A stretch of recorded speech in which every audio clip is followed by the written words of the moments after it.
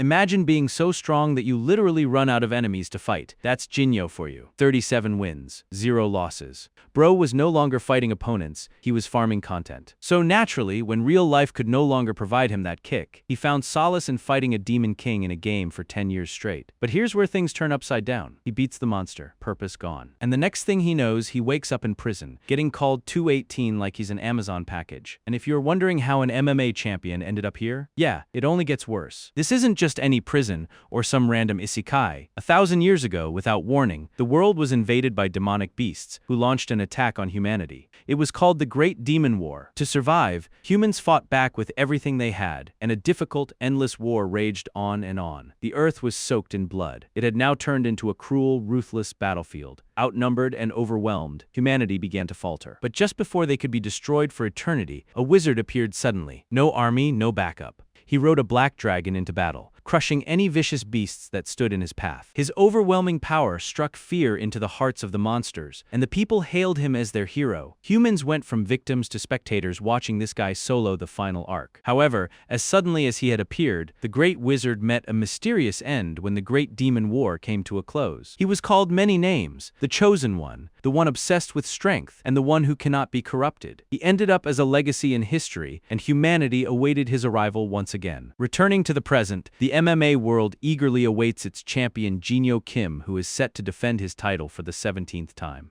His record stands flawless: 37 wins, 0 losses. The crowd cheered as he made his way to the stage to face his opponent Patrick. There were talks about Patrick targeting Jinyo's rumored leg injury. The bell rings, indicating the start of the match. Unbeknownst to the crowd, Patrick felt quite anxious about facing the champion. However, he consoles himself that if he grabs the opponent's leg, he might have a chance. But just as he was almost going to catch his leg, Patrick was sent back with a spinning back kick from Jinyo. That was enough for Patrick to collapse. Jinyo gives him a death glare, questioning if he gets why he doesn't use his legs now. The match soon ends in his favor. He ignores his coach's insistence and leaves without attending the press conference, walking off like he forgot to turn the stove off at home. As a result, his coach was left to pick up the pieces, but he could understand how the man felt. But the truth is, Jinyo can keep fighting until he retires, but there probably isn't anyone left who can really challenge him. Jinyo quietly makes his way back to his apartment, 18 miles away from the fight building, mind you. He swiftly takes a shower, tosses the towel away, and faces his giant LCDs. His eyes glisten in excitement, ready to play the PC game, Last Saber. The game is known for its punishing difficulty. Even the Korean players have given up on it. However, Jinyo has played it every single day for the last 10 years, training again and again, an obsession. To face stronger opponents had once been his life's goal, but that lost its meaning in the real world long ago. In this world, though,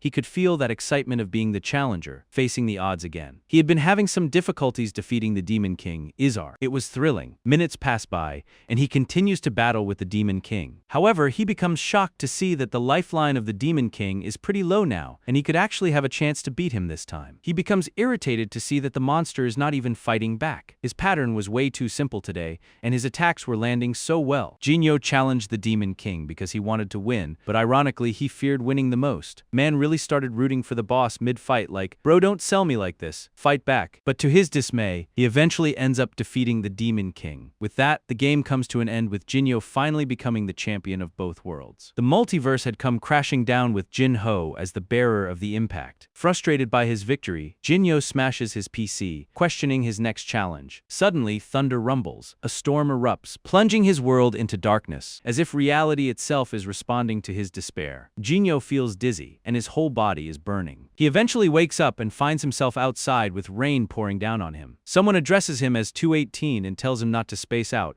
as they have to get out of here right now. Confused, he wonders who the stranger is and sees them wearing a number 172. Shocked, he looked, scanned his surroundings, and saw himself in a prison. All of the prisoners were rushing towards the exit gate. That's a flag on top of the building, and for some reason he finds it pretty familiar. 172 tells him that this might be their last shot to escape this hellhole called Carrion. It is at this moment that Jinyo Kim finally realizes what this place is. This is where everything goes completely off the rails. Jinyo watches as the prisoners begin to pull on the ropes in order to open the door and escape. While 172 pushed him towards the gate, Jinyo was completely out of it. He couldn't believe he got pulled into the game he was playing, that too as a prisoner. Though he has a ton of questions, he knows he must get out of here first. However, he suddenly halts, confusing 172. He points out that something feels off. If this is really Carrion, the security shouldn't be this sloppy. That's like a final boss forgetting how to attack. Suspicious doesn't even begin to cover it. 172 answers, that's because Warden Clark isn't here. However, Jinyo begins running towards the other side, dragging 172 along like a man who has just read the script ahead of time. He could understand why everyone was taking this chance to escape, but his champion instincts are telling him that he must never cross that gate. The moment that door opens, prisoners rush out like it's Black Friday and freedom is 90% off. 172 struggles to be freed from Jinyo's grip, but to no avail. Lucky 172. The once ecstatic prisoners were now losing their limbs. Warden Clark peekaboos them with tons of other colleagues ordering a full-blown extermination. Jinyo, or let's just say 218, continues rushing to safety with 172, stating it's a trap. For the next few minutes, they heard screams of terror and anguish, sounding like cattle being slaughtered helplessly. After the wardens were done with their business, they had the remaining prisoners lined up. 172 couldn't help but puke, seeing the dead bodies. The warden pulls at their hair for daring to move and orders the killing of anyone who moves from now on. 218 was stunned to see that Carrion doesn't even offer mercy to kids. It feels like another massacre could happen at any moment. If that happens, he will have no choice but to fight. Clark soon towers above him, calling him either lucky or gutless for not running. Clark then degrades them all, calling them cowards. He then lands closer to 218, saying Arahan will regret surviving today. 218's eyes widen in shock, wondering if he was just referred to as an Arahan. From world champion to underweight side character. Tragic. A week passed by, and 218 continues living the good old prison life. The only routine he had here was stacking rocks, a pointless task handed out just to torment prisoners. Over the last few days, 218 has figured out a few things about this body though. First, it is ridiculously weak. Even moving a single rock like this nearly kills him. Second, he is 15 years old here. He tries using magic under the cover of night, but it doesn't work. It is strange an Arahan who can't use magic. Makes zero sense as Arahans are supposed to be the strongest mages. It is then that he realizes that this must exactly be why they abandoned him here. He continues working while seeing an annoying system window that continues to load the synchronization process. It was now mealtime. With food like this, 218 is certain he won't bulk up anytime soon. While most prisoners avoided him like the plague, 172 was the opposite of it. The Arahan clan is the most powerful of all mage families. They all have red eyes, a symbol of the clan, which is said to be a curse for taking too many lives. It is also rumored that looking into their eyes means death. They are about the same age and share a room, and 218 doesn't remember anything from before he took over this body, but they must have known each other for sure. Still, he wonders how such a young kid ended up in Carrion prison. He is cut off from his thoughts as 172 begins warning him to stay out of trouble. Apparently, a lot of prisoners are angry because 218 has been making their workload heavier by working so hard. 218 now gets why he has been getting all those death stares. 172 tells him to keep a sharp eye out for inmate 589, who's kind of like the boss around here. Apparently, that guy used to be famous in pit fights and is in here for murder. When 218 asks if it isn't dangerous for them to be around him, 172 says he can't simply ignore him, as they have known each other so well. As all footsteps rush towards them, 218 realizes what 172 was worried about is about to go down right now. 589 shoots daggers at the two with his sidekicks in the background. We got to applaud 218's confidence as he stood against the mighty figure, but only to be punched to the ground. But he wasn't stupid. He grabs 589 by the shirt and kicks him in the chin, shocking everyone present. But 589 was built differently, proving just how weak 218's body is. 586 confirms he is dead meat today, pushing him to a wall. Just then, the annoying system window appears once again, but this time,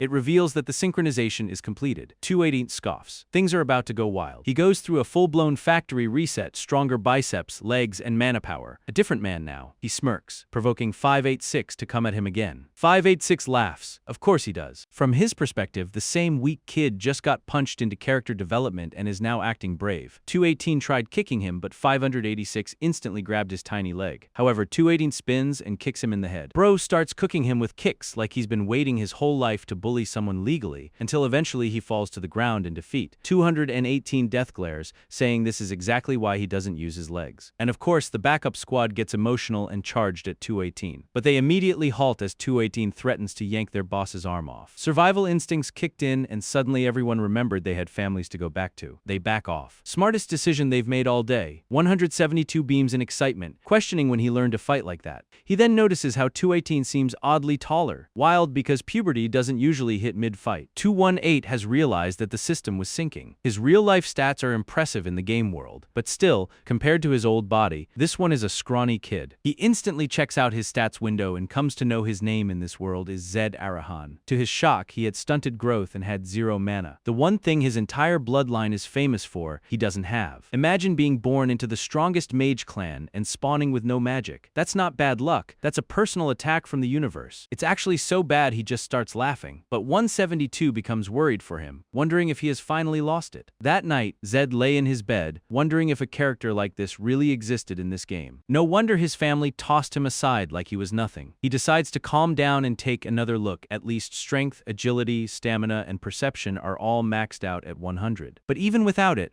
he doubts he will fully benefit from those starts with a scrawny body like his. Basically, he's a Ferrari engine inside a broken bicycle. He should be able to eliminate the penalty with training, but the food here is terrible. Additionally, he has never encountered some of these traits before, and they're all S tier. The only ones he recognizes are poison immunity and immortal gambler from his playthrough. If it were not for 0 mana, this would have been an OP character. As for the blessing of the archmages, this trait is practically a joke. At this point, anything related to magic is just there to mock him. He guesses he will have to figure the rest out later, and there might still be a way to fix the mana issue. He is cut off from his thoughts as the guard has some of the inmates line up outside for their last meal. Yeah, that's a thing here. Eat whatever you want and then die right after. Peak hospitality. But instead of being horrified, Zed smiles, because in this messed up system, that's an opportunity for him. As they converse, 172 reveals his name is Ryu. Apparently, Ryu doesn't plan on staying here for long and has a reason to break out. He reveals how there is only one exit to the main gate, and the warden holds the key. Ryu is taken aback as he finds Zed planning on taking the strong warden down. Warden Clark is a knight who despises majors. In the world of the Last Saber, knights and mages despise each other, and so Zed wonders if he can really beat a retired 5th Circle knight in this state. Like generational beef levels of hate, so Zed, a mana-less mage, is trying to fight a knight? That's a straight-up funeral arrangement. Ryu suggests that they steal the key. He speaks, as a matter of fact, about how street kids learn to pick pockets before they learn to shake hands. But the warden is always surrounded, so there has never been an opening. After some contemplation, Zed starts to see a way out of here. Then the next day, the inmates were frustrated to learn that their workload had been increased from today onwards. Even the warden hints at Zed Arahan being the reason that this is happening. As if on purpose, he then excuses himself to go smoke for a bit while the furious inmates begin to surround his head. He could tell that the scumbag Clark is openly trying to provoke a riot. Since he cannot get his hands dirty himself, he is using the other prisoners to kill him. Ryu dashed for cover on Zed's signal, praying he'd survive. The inmates snarled, refusing reason, and Run lunged, fists tight and teeth bared. Zed met each attack with raw, measured power, dodging punches, countering with sharp jabs, and tossing bodies aside as they piled on. Zed braced as the mob rushed him all at once. He sidestepped a punch, spun behind another inmate, and threw him into the next opponent. Each move was deliberate, blocks, counters, and swift combinations. The chaos matched his old octagon fantasies, no waiting turns, just relentless opponents testing his limits. Bro is having the time of his life in the middle of a prison riot with the inmates who kept coming to him. Ryu couldn't believe what he was watching, but he is soon called by 589. Zed continues to beat the inmates, having all his fantasies come true, including the thrill of dodging at the last second, and the rush when you land a clean hit. This was the very reason he got addicted to fighting in the first place. Though the inmates were coming at him ruthlessly, not giving him the chance to take a break, he was wishing for more and more. It was only when every last one of them collapsed to the floor that he was called from behind. He sees his friends struggling under the grip of 589, and he is threatened to just die quietly, without struggling. That is in exchange for Ryu's life. Zed shoots daggers at them with his eyes, coldly pointing out that they have made the biggest mistake of their lives. The inmate laughs at his face, not taking him seriously because, from his POV, a manaless Arahan talking big is basically comedy. He then lunges at Zed, saying a manaless Arahan like him is already as good as dead. To his shock, the kid disappears. In those few seconds, he had already saved his friend from 489. He was stunned as he thought the kid couldn't use any magic. Zed says he didn't and showcases his skills firsthand to the inmate, kicking him. Just then, Warden Clark appears and asks him to explain himself. Man pulls up like he's been waiting for this episode, asking for an explanation like he doesn't already know what he set up. It is then that 172 speaks of saying that it wasn't his fault. The inmates had taken him hostage and tried to kill him, so it was self-defense. Clark hides his disappointment at the unfinished job and questions Zed about whether he unlocked his mana. When Zed says he is not sure what's in, Clark begins to radiate his intense aura. It immediately begins to suffocate the surrounding inmates, including 172 who collapsed to the floor. Unlike them, Zed was not affected by his aura, which was truly odd because a regular person shouldn't be able to withstand the aura of a Fifth Circle Knight. It is then that the system window pops up, revealing he has a trait that grants immunity to mental attacks. He is the world champion in the real world after all, so it wouldn't make sense for a Fifth Circle nobody to intimidate him. This is the same guy who fought in front of screaming crowds, got punched for a living, and never cracked. You really think some retired knight's intimidation aura is going to scare him? Please. That's like trying to scare a horror movie villain with a flashlight. Guess the game knows what it is doing after all. Warden Clark, on the other hand, remains dumbfounded to see the kid still standing. Someone who hasn't even unlocked his mana is effortlessly resisting his power. He breathes deeply and locks in, radiating more aura to overpower the boy, but it only makes the other inmates suffer. Zed stood confidently with his S-tier trait in motion, probably mentally giving himself a rating like, yeah, mid. Warden Clark 0, Zed 1. Since the warden's other colleagues were also suffering from his intense aura, he had to stop. Zed was relieved that things didn't escalate because things might have gotten ugly if the warden pulled his sword in a rage. Before Clark would leave, Zed confessed he was sick of stacking stones all day and was done constantly watching his back, wondering if someone would come after him, so he has decided to die. 172 remains shocked, but Zed confesses he wants to be a death row inmate. Clark was also astonished and didn't believe him. As proof, they have Zed record it in a crystal ball. Zed also chose beef from Verdi as his final meal. The wardens were shocked, as it cost a lot. Beef from Verdi refers to premium meat raised on the open plains of Verdi in the southern region of the empire. In the game, it is one of the most coveted delicacies, described as beef so good it gives people inhumane strength. Since it could be a game changer for battles, there was even a quest in the game where you had to bribe an NPC with it. Zed has got a big fight coming up, and so he wants to eat while he still can, because he always wanted to try it at least once. He then points to Ryu, saying he is coming too and that they should prepare enough meat for both of them. Everyone becomes even more stunned as Warden Clark agrees to the deal. He affirms they're taking the life of an Arahan, and it is the least they can do. Poor old Ryu got drafted into death row like it was a group project. Anyways, Warden Clark told the two it will take a week to secure them beef from Verdi. Since then, Zed has been exempt from labor, given meals that guards normally eat, and had time to focus on training. Unlike him, Ryu couldn't understand why he was still working out when he was about to die. Zed is aware that the game has a special system. If one stat hits its maximum, all earned XP starts transferring to another stat, and all Z stats except mana are already maxed. This means any XP he earns now will go straight into his mana stat. The day soon arrives when inmates 172 and 218 are told to step out of their cell. Unlike Zed, Ryu was having the worst breakdown of his life. He cherishes his last meal tearfully. Zed agrees, as the flavor was incredible, but the effect was real too. It's like a floodgate of EXP just opened all at once. He was satisfied to have accomplished his first goal. Meanwhile, on the other hand, Warden Clark remains confused. He kept thinking about the day when Zed was able to withstand his aura, and his power had no effect on the kid at all. Though he is retired, he is still a Fifth Circle Knight, and there is no way a manaless child could withstand his aura. So he has been feeling off since that day. But just in case, he decides to check again today and pay him back tenfold for the humiliation. The Last Supper soon ends. 172 says he can die happy now. But Zed tells him not to just think about death yet. Now that he is full, he can feel the energy surging through his body. He could punch a punching bag all day right now, and he couldn't wait to test his strength out. Well, just in time, Warden Clark entered the room and was instantly rage-baited by the arrogant little brat. He places his hand on the kid's shoulder, hoping to see that smug face twisted up in agony. Zed is aware that the Arahan family is an elite family at the top of the magical world. Even a tiny piece of intel could be a huge find. Depending on what he learns, he might finally escape this place. He could sense the energy radiating from the warden's bracelet and realized it was a magical tool. Despite the warden's best attempts, Zed was not affected by the aura radiated. This only seemed to piss him off even more. He realizes that for his mana to have no effect on the kid,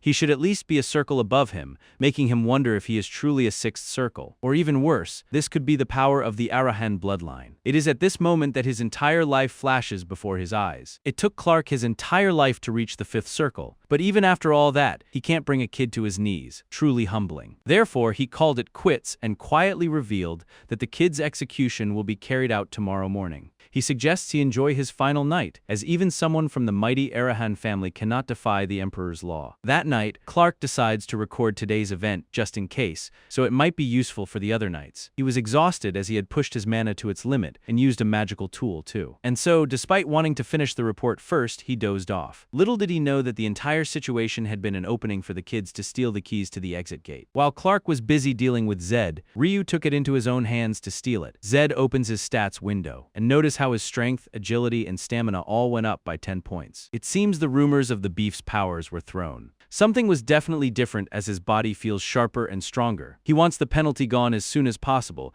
but it will probably take some time. He tells Ryu how they are breaking out tonight, so he should rest up while he can. It is because he already knows the warden and that he would be sleeping by now. Zed had recognized that the bracelet the warden was wearing was a junk tier item. He doesn't quite remember its name, but it massively boosts mana while dumping all the fatigue on your body, and so the warden is probably passed out somewhere by now. He showed up at the final meal chamber with the keys and used a magic tool, which Zed did not expect. He made it much easier to execute his plans, thankfully. Now they could escape the hellhole quickly. Zed breaks through the cell, shocking Ryu. While the guards began to report to the warden instantly, Zed and Ryu took this as their chance to run away. The main gate was quickly blocked. Zed cautions Ryu not to stop running no matter what happens. Zed goes ahead and quickly deals with the wardens at once. They go crashing down like dominoes. He deals with the others as well, effortlessly kicking them all aside. Ryu marvels as he watches him go. In the end, they manage to successfully escape. Meanwhile, Clark finally wakes up from his beauty sleep, walks out, and sees his entire squad folded and the gates broken. Furious, he orders the inmates to be brought back. Zed and Ryu had now reached the outskirts of Carrion in Moda Village. They had been hiding from the guards in barrels and were relieved to have lost them finally. Ryu has them wear disguises so as not to be suspected. He believes dressing like a beggar is the safest disguise, as the place is full of them. He tells Zed to stay here and lie low while he grabs a few things they need. Zed was impressed by his unique way of thinking when he said they don't need money to buy stuff. As the boy leaves inside,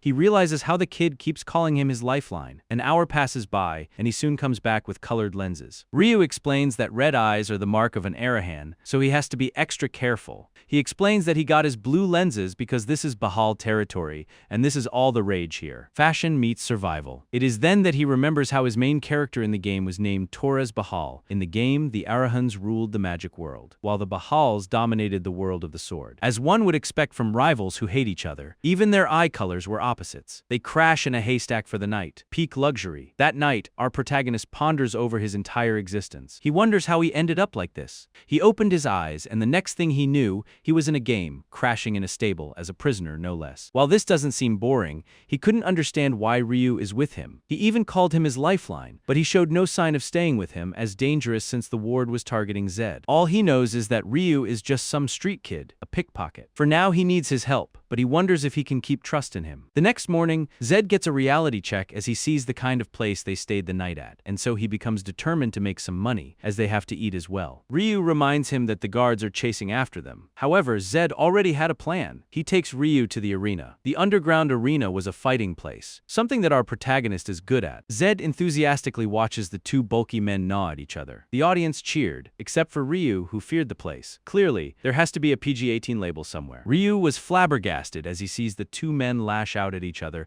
as if they had a past life grudge with each other. He tries to knock some sense into Zed, who has already disappeared and made his way onto the podium. He stops the guy from hitting the other ones, saying that he is unconscious now and he should stop. He then turns to the referee, questioning if he has been paid not to say anything. Even the audience held their silence in shock. Initially, they wondered if he was a noble, but Zed revealed he was just a beggar from the streets. The crowd was instantly filled with boos as they wondered what a filthy beggar was doing up there. Zed tells them all to shut up, saying he will fix the mode by fighting the guy over there. Ryu was truly done with him. This boy did not sign up to babysit a suicidal main character. He begins to lash out at him, but Zed wasn't having it. Instead, he smiles, suggesting that they get some beef after this to fill them up. With that, the match began. The crowd cheered for the big guy, Ikus. Ikus knew this kid was no match for him, but he found it strange that the kid was looking at him confidently, and his stance was completely different from others. It was tight, threatening, and stable, making him feel nervous. The feeling itself was screwing him up, and he lunges towards the kid, but is met with a punch in the face. As Zed continues to beat the hell out of the big guy,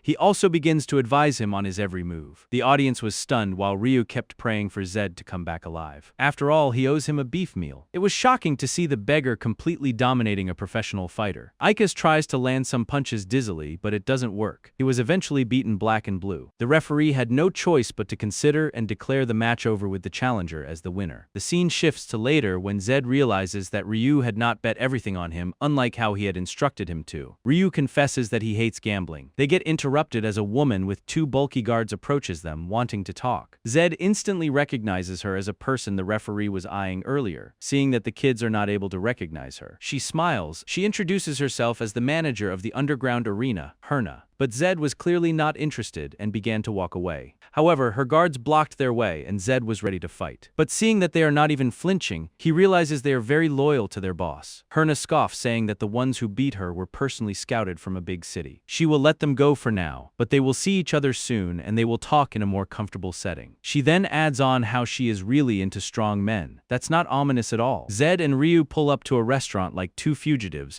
pretending they're not one bad decision away from getting dragged back to prison. Ryu suggests not getting in Herna's bad books as the woman literally runs the whole city. Since they're staying here, they're bound to see her again. Zed called her greedy old fox, to which Ryu agreed, saying that is literally her nickname. Zed is aware that the woman probably approached him just to use him. It was the same when he first stepped into the fighting world. The moment he showed potential, numerous agencies came knocking on his door. However, most of them viewed his talent as a financial asset and took advantage of him on more than one occasion. He, on the other hand, was just a naive country kid with big dreams. Meeting his current manager was pure luck, and he is the one who made him into a champion. Thanks to him, he is no longer some clueless backwater rookie who is easy to exploit. He fought through everything and climbed his way to the top, a champion, and so he isn't afraid to face this old fox who likes to be cunning. Their order soon arrives. Bead from Verdi, of course, because apparently Zed refuses to eat anything else like he's on a luxury diet while being broke. But before they could dine, Zed points out how the color and marbling are way off,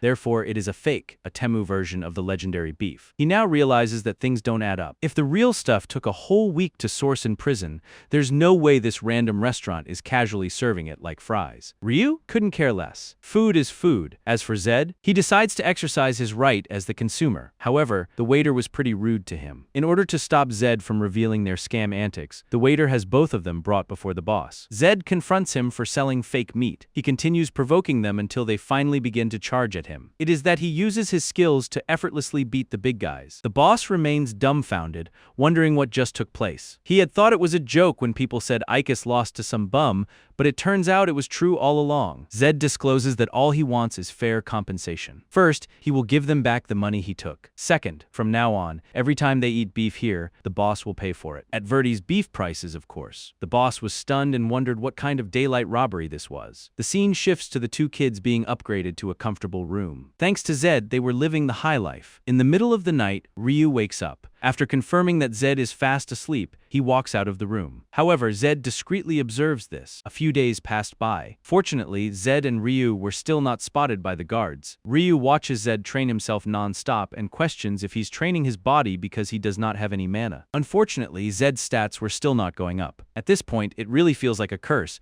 but maybe going from 0 to 1 just takes that long. Creating something from nothing isn't easy. Once he reaches 1, he hopes it will probably get easier to climb. He had to be delusional in order to remain motivated, after all. After his morning workout was done, they headed out to eat. Zed suggests they get beef for the first time in a while, making Ryu happy. They had not visited the beef restaurant for 3 days. The reason was simple. Push too far, and they will get burned. More importantly, they ate 10 servings on the first day, so they had plenty of money left. When Zed asks Ryu how much gold they have left, the boy answers that it isn't much, as prices in the city are sky high. But Zed wasn't stupid, as he had played this game for 10 years. Ryu must really be thinking of him as some naive noble, clueless about the real world. He couldn't help but wonder what the boy was hiding, or if he was just being greedy. He is turning a blind eye for now, since he hasn't shown any signs of betrayal, but he cannot let this go on forever, not unless he knows the reason. The beef restaurant's owner, Zhang, soon learns that the two kids are back. He's a man whose pride far exceeds his capabilities, and yeah, his ego is still bruised from last time. Man got publicly embarrassed and turned into a free buffet sponsor, but this time, he was prepared for him. Zed and Ryu were escorted to a private chamber where meat had already been prepared for them, but Zed becomes suspicious as they were being nice all of a sudden. When he came in, he did not spot any assassins, and the interior was the same as before too. He decides to let things play out for now and takes a bite of the the meat. Shivers run down his spine as his mind clicks. He yells at Ryu to instantly spit out the meat. Turns out there was poison in the meat, but thankfully just a tiny amount like that won't kill. Apparently, Zed possessed another trait, poison. Immunity resists Prug's venom. If he didn't have this trait, he would have been dead before he noticed a thing. All that hellish effort finally paid off. When Ryu questions how he knows it was poisoned, Zed reveals it is because he is an Arahan. Zed smiles, saying they will make the restaurant owner pay for this big time. They summon the restaurant owner, who was pretty furious, but his mood brightens as he sees that the two kids have finished all the meat. Zed says he wanted to clear up a misunderstanding and also got some questions. With that much poison in their system, the effects should be kicking in right about now. At least that's what the restaurant owner thought. Zed suggests they eat some meat together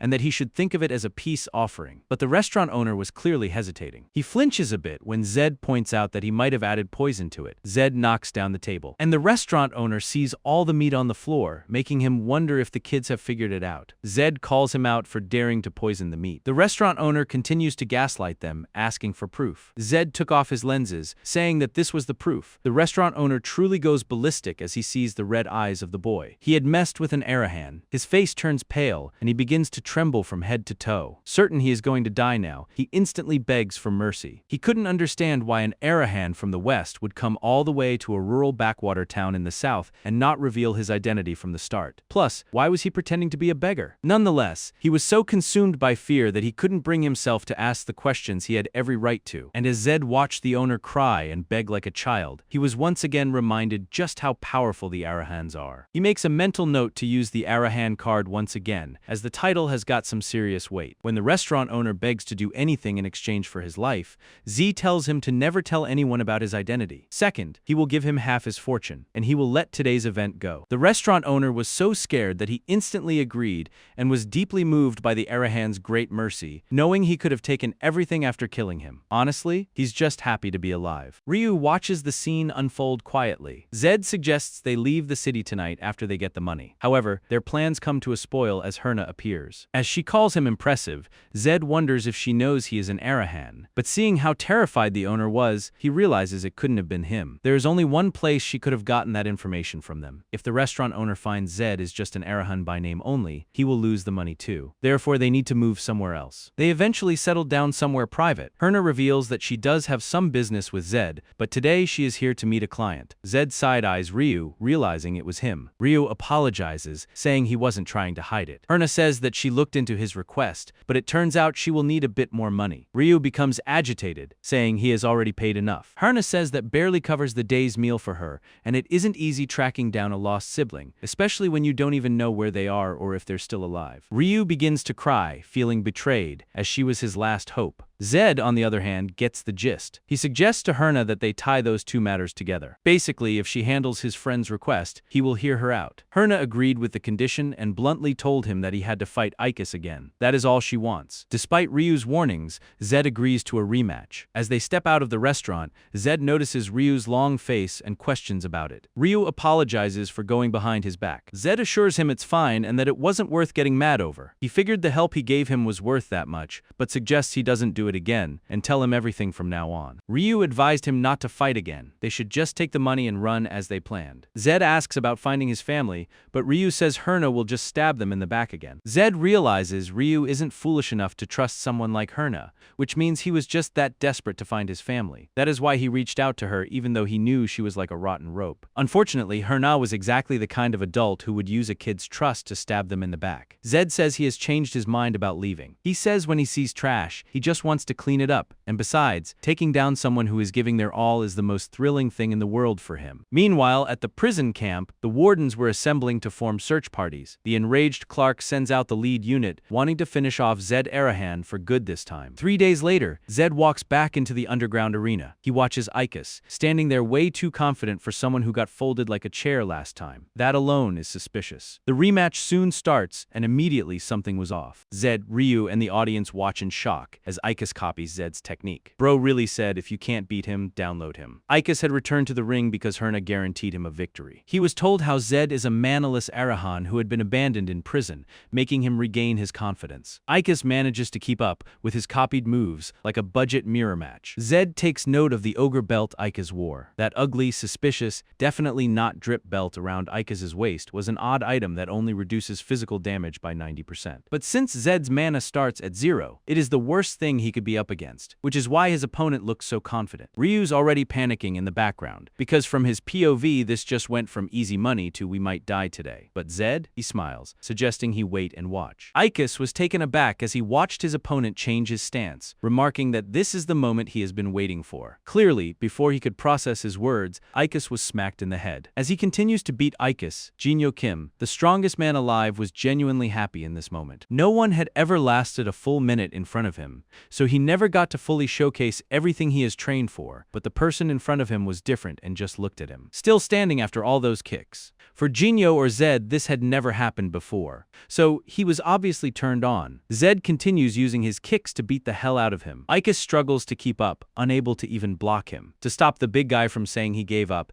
Zed continues to shower kicks at him, eventually breaking his ogre belt as well. With the ogre belt gone, Ikus wanted to give up, but Zed wouldn't let him. Nah, you don't get to quit early, not today. Eventually the guy faints due to Zed's sizzling gaze upon him. Just then, a strange alien feeling consumed Zed, like something was crawling under his skin. The system interface pops up, and Zed was happy to see that his mana stat had finally increased to 1. He feels a rush of endorphins flooding his body. Zed becomes confused as the audience was awfully quiet. He then realizes why. Apparently, he was not wearing his lenses, and his normal red eyes were visible. This revelation makes him wonder if the mana could have melted the lenses. Ryu points out that his eyes look even brighter, as if they're glowing. The audience, who were dumbfounded as they watched the beggar's red eyes, instantly recognized him as an Arahan and began to rush out of the arena in fear. Red eyes equals death flag. Before the guards could reach them, Zed and Ryu began to flee, but not before reminding the arena's manager to track down Ryu's brother. As for the arena's manager, she was frustrated and regrets not listening to the warden. Now, she was determined to rip Zed Arahan apart. Congrats, Zed. You just unlocked another enemy. Herna was absolutely losing it, which is understandable. The woman just got financially violated by 2 minors. First, Ikus was an A-rank fighter. She was scouted from the capital for a hefty sum. In addition, the ogre's belt cost 200 gold coins on top of the 1,200 gold coins she gave to the carrion warden. Girl math was clearly not helping now. All that just to lose her precious 2,000 gold coins. While the woman's breakdown continues, Zed and Ryu take time in grabbing the lens and money in a rush. But by that time, the town was already swarming with guards, and so they decided to hide for a bit before fleeing. They soon spot a carriage, and the man reveals how Lady Herna sent him here for them. She said she had some information to pass on, and asked him to escort them. Besides, they won't find any other carriages around right now. Despite knowing this is an obvious trap, they got in. Zed knew this was a problem he was bound to handle sooner or later. Plus, running isn't really an option anymore. It was just as he had expected. A whole platoon of carrion guards and Herna awaited them on the outskirts. Man really pulled up like this is the final episode. Herna starts talking like she didn't just lose her entire savings, saying that things would have gone differently if they had agreed to work with her from the beginning. But Zed assures her that he wouldn't choose that path even if he could turn back time. Plus, he is not planning to die quietly either. Clark clearly seemed to think of himself as the main character as he orders Zed to be executed on the spot and tells others not to interfere. Ryu also stands back. Zed is aware he has a 50-50 chance in this fight. It is his personal mantra to stay confident against stronger opponents and humble against weaker ones. Even if Clark is a 5th Circle Knight, if it is 50-50, there is no need to be afraid. Clark was infuriated to see his arrogance and instantly charged. As he rushes with all that he has got towards the kid, Zed seems to be intrigued. After all, this is what he has wanted, to feel that fire again. And at this moment, he has become a challenger once more. His trait, Persistent Challenger, activates instantly, and his stats were temporarily increased by 10 points. His eyes glistened with determination as he swiftly calculates the man's charge. A huge explosion occurs, breaking the ground in 2. Sadly for Clark, Zed was very much alive. As a cherry on top, he had activated Transcendence, a lightning aura. Before he could have a proper breakdown, Zed instantly lunges at him. Clark tried to block him with his sword but was overpowered. A lightning aura is a legendary power that transcends the elemental hierarchy of fire, water, wind, and earth. Admired by all mages, it is a force that even the founder of the Arahan family failed to master. So Clark couldn't understand that this pathetic kid was wielding such legendary power. Man's worldview is collapsing mid-fight. Still, ego won't let him stop. Even the other wardens, Herna and Ryu, were dumbfounded. Clark shouts how he despises people who rely on their bloodline and flaunt it. He swings his sword once again, but he is of course no match for Zed Arahan. Zed continues dodging it until he goes all out with his lightning power, causing pain to the warden. The golden and purple energy circles collide with each other like two egos refusing to log out. Clark was still having a hard time wondering what was going on. Plus, why is this kid throwing punches when he is clearly a mage? Mages cast barriers to keep knights at bay, and knights charge through them to strike back.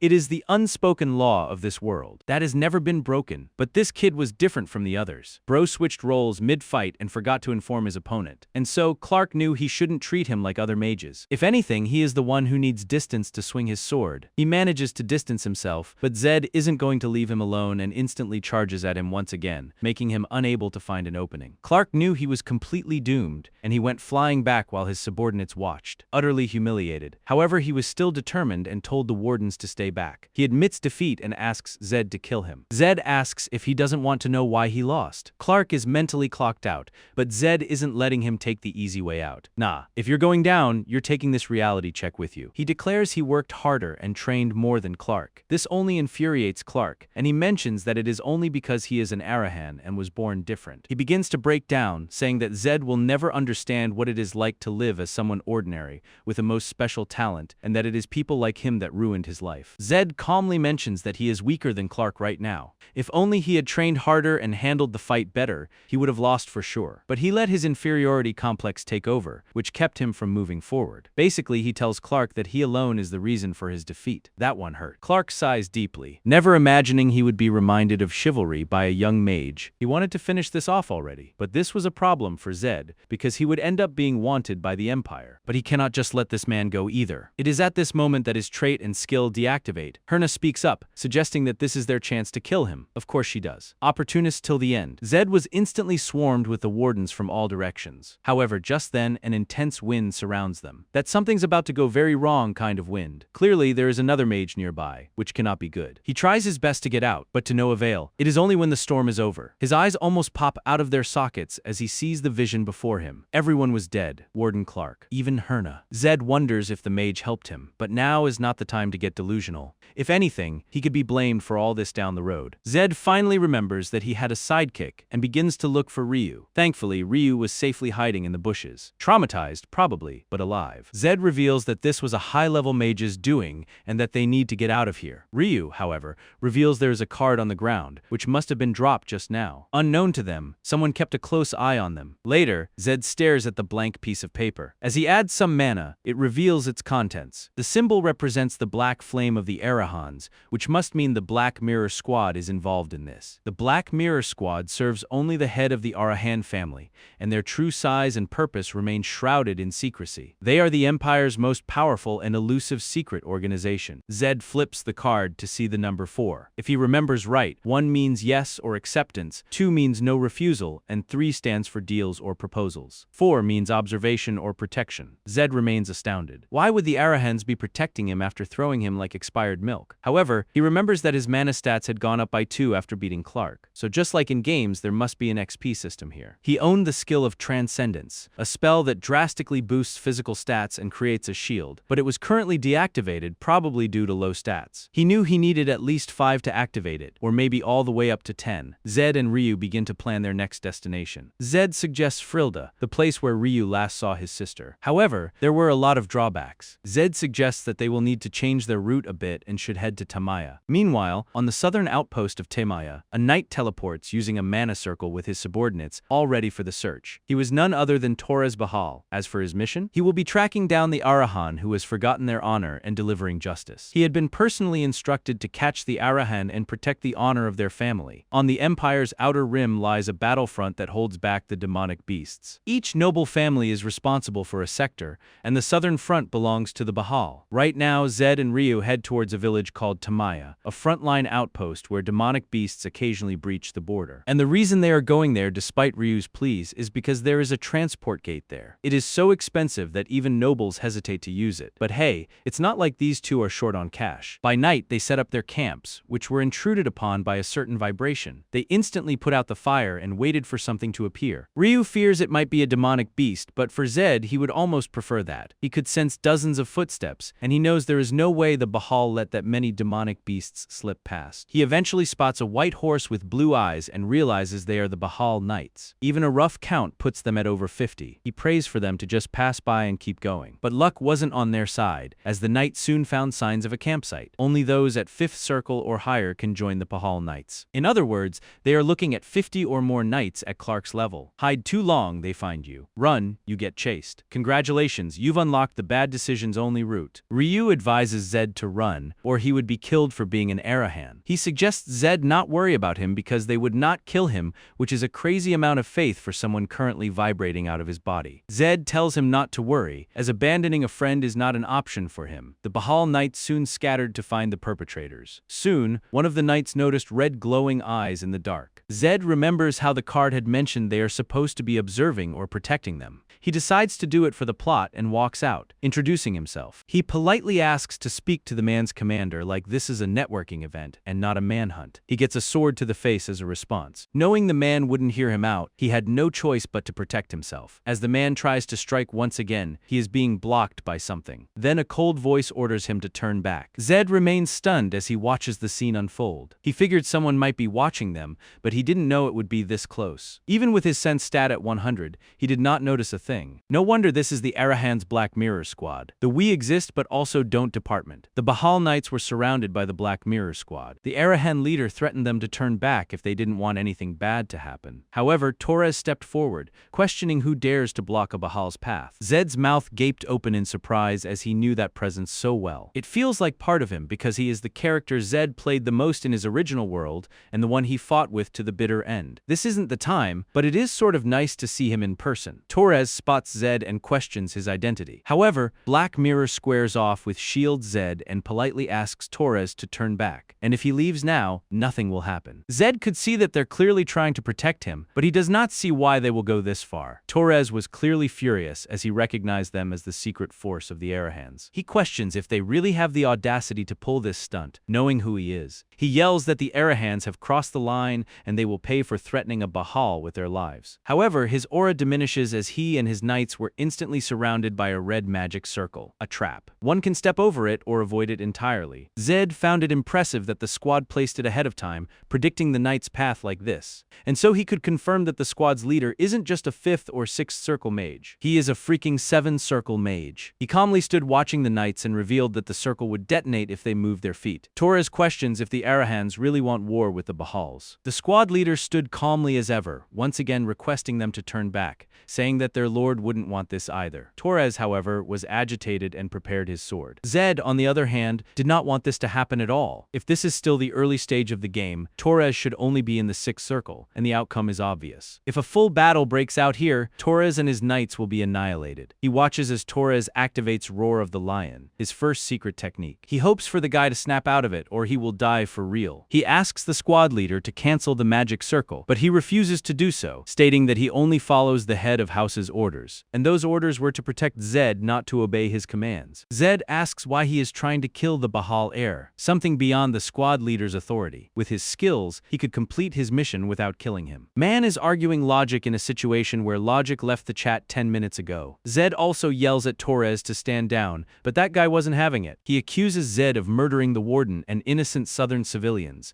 vowing to make him pay for his crimes. Zed tries to clear the misunderstanding, but halts as Torres charges towards him ferociously. Despite death knocking at his door, Zed was busy, wondering how the mana circle did not detonate, and it seemed the Black Mirror squad actually listened to him. As for Torres, he decides to go full suicidal hero mode, pierces through 4 layers of a 7-circle mage's barrier, even though he has not mastered his move yet. Zed is still alive thanks to the Black Mirror squad. As Torres starts coughing up blood, Zed realizes it is the backlash from using a secret spell in incomplete form. Zed calmly questions if he is happy now for using a secret spell when he cannot even handle it yet. Torres was shocked to hear that this kid knows about their family's secret spell, but he soon became unconscious. Zed reveals to the man's guards that it is mana reflux and that he should be treated immediately. Playing the doctor, diplomat, and damage control all at once is insane. However, Zed also knows that Torres' subordinates cannot save him because you cannot treat mana reflux unless your circle is higher than the victim's. The only one present who might have a higher circle than Torres Torres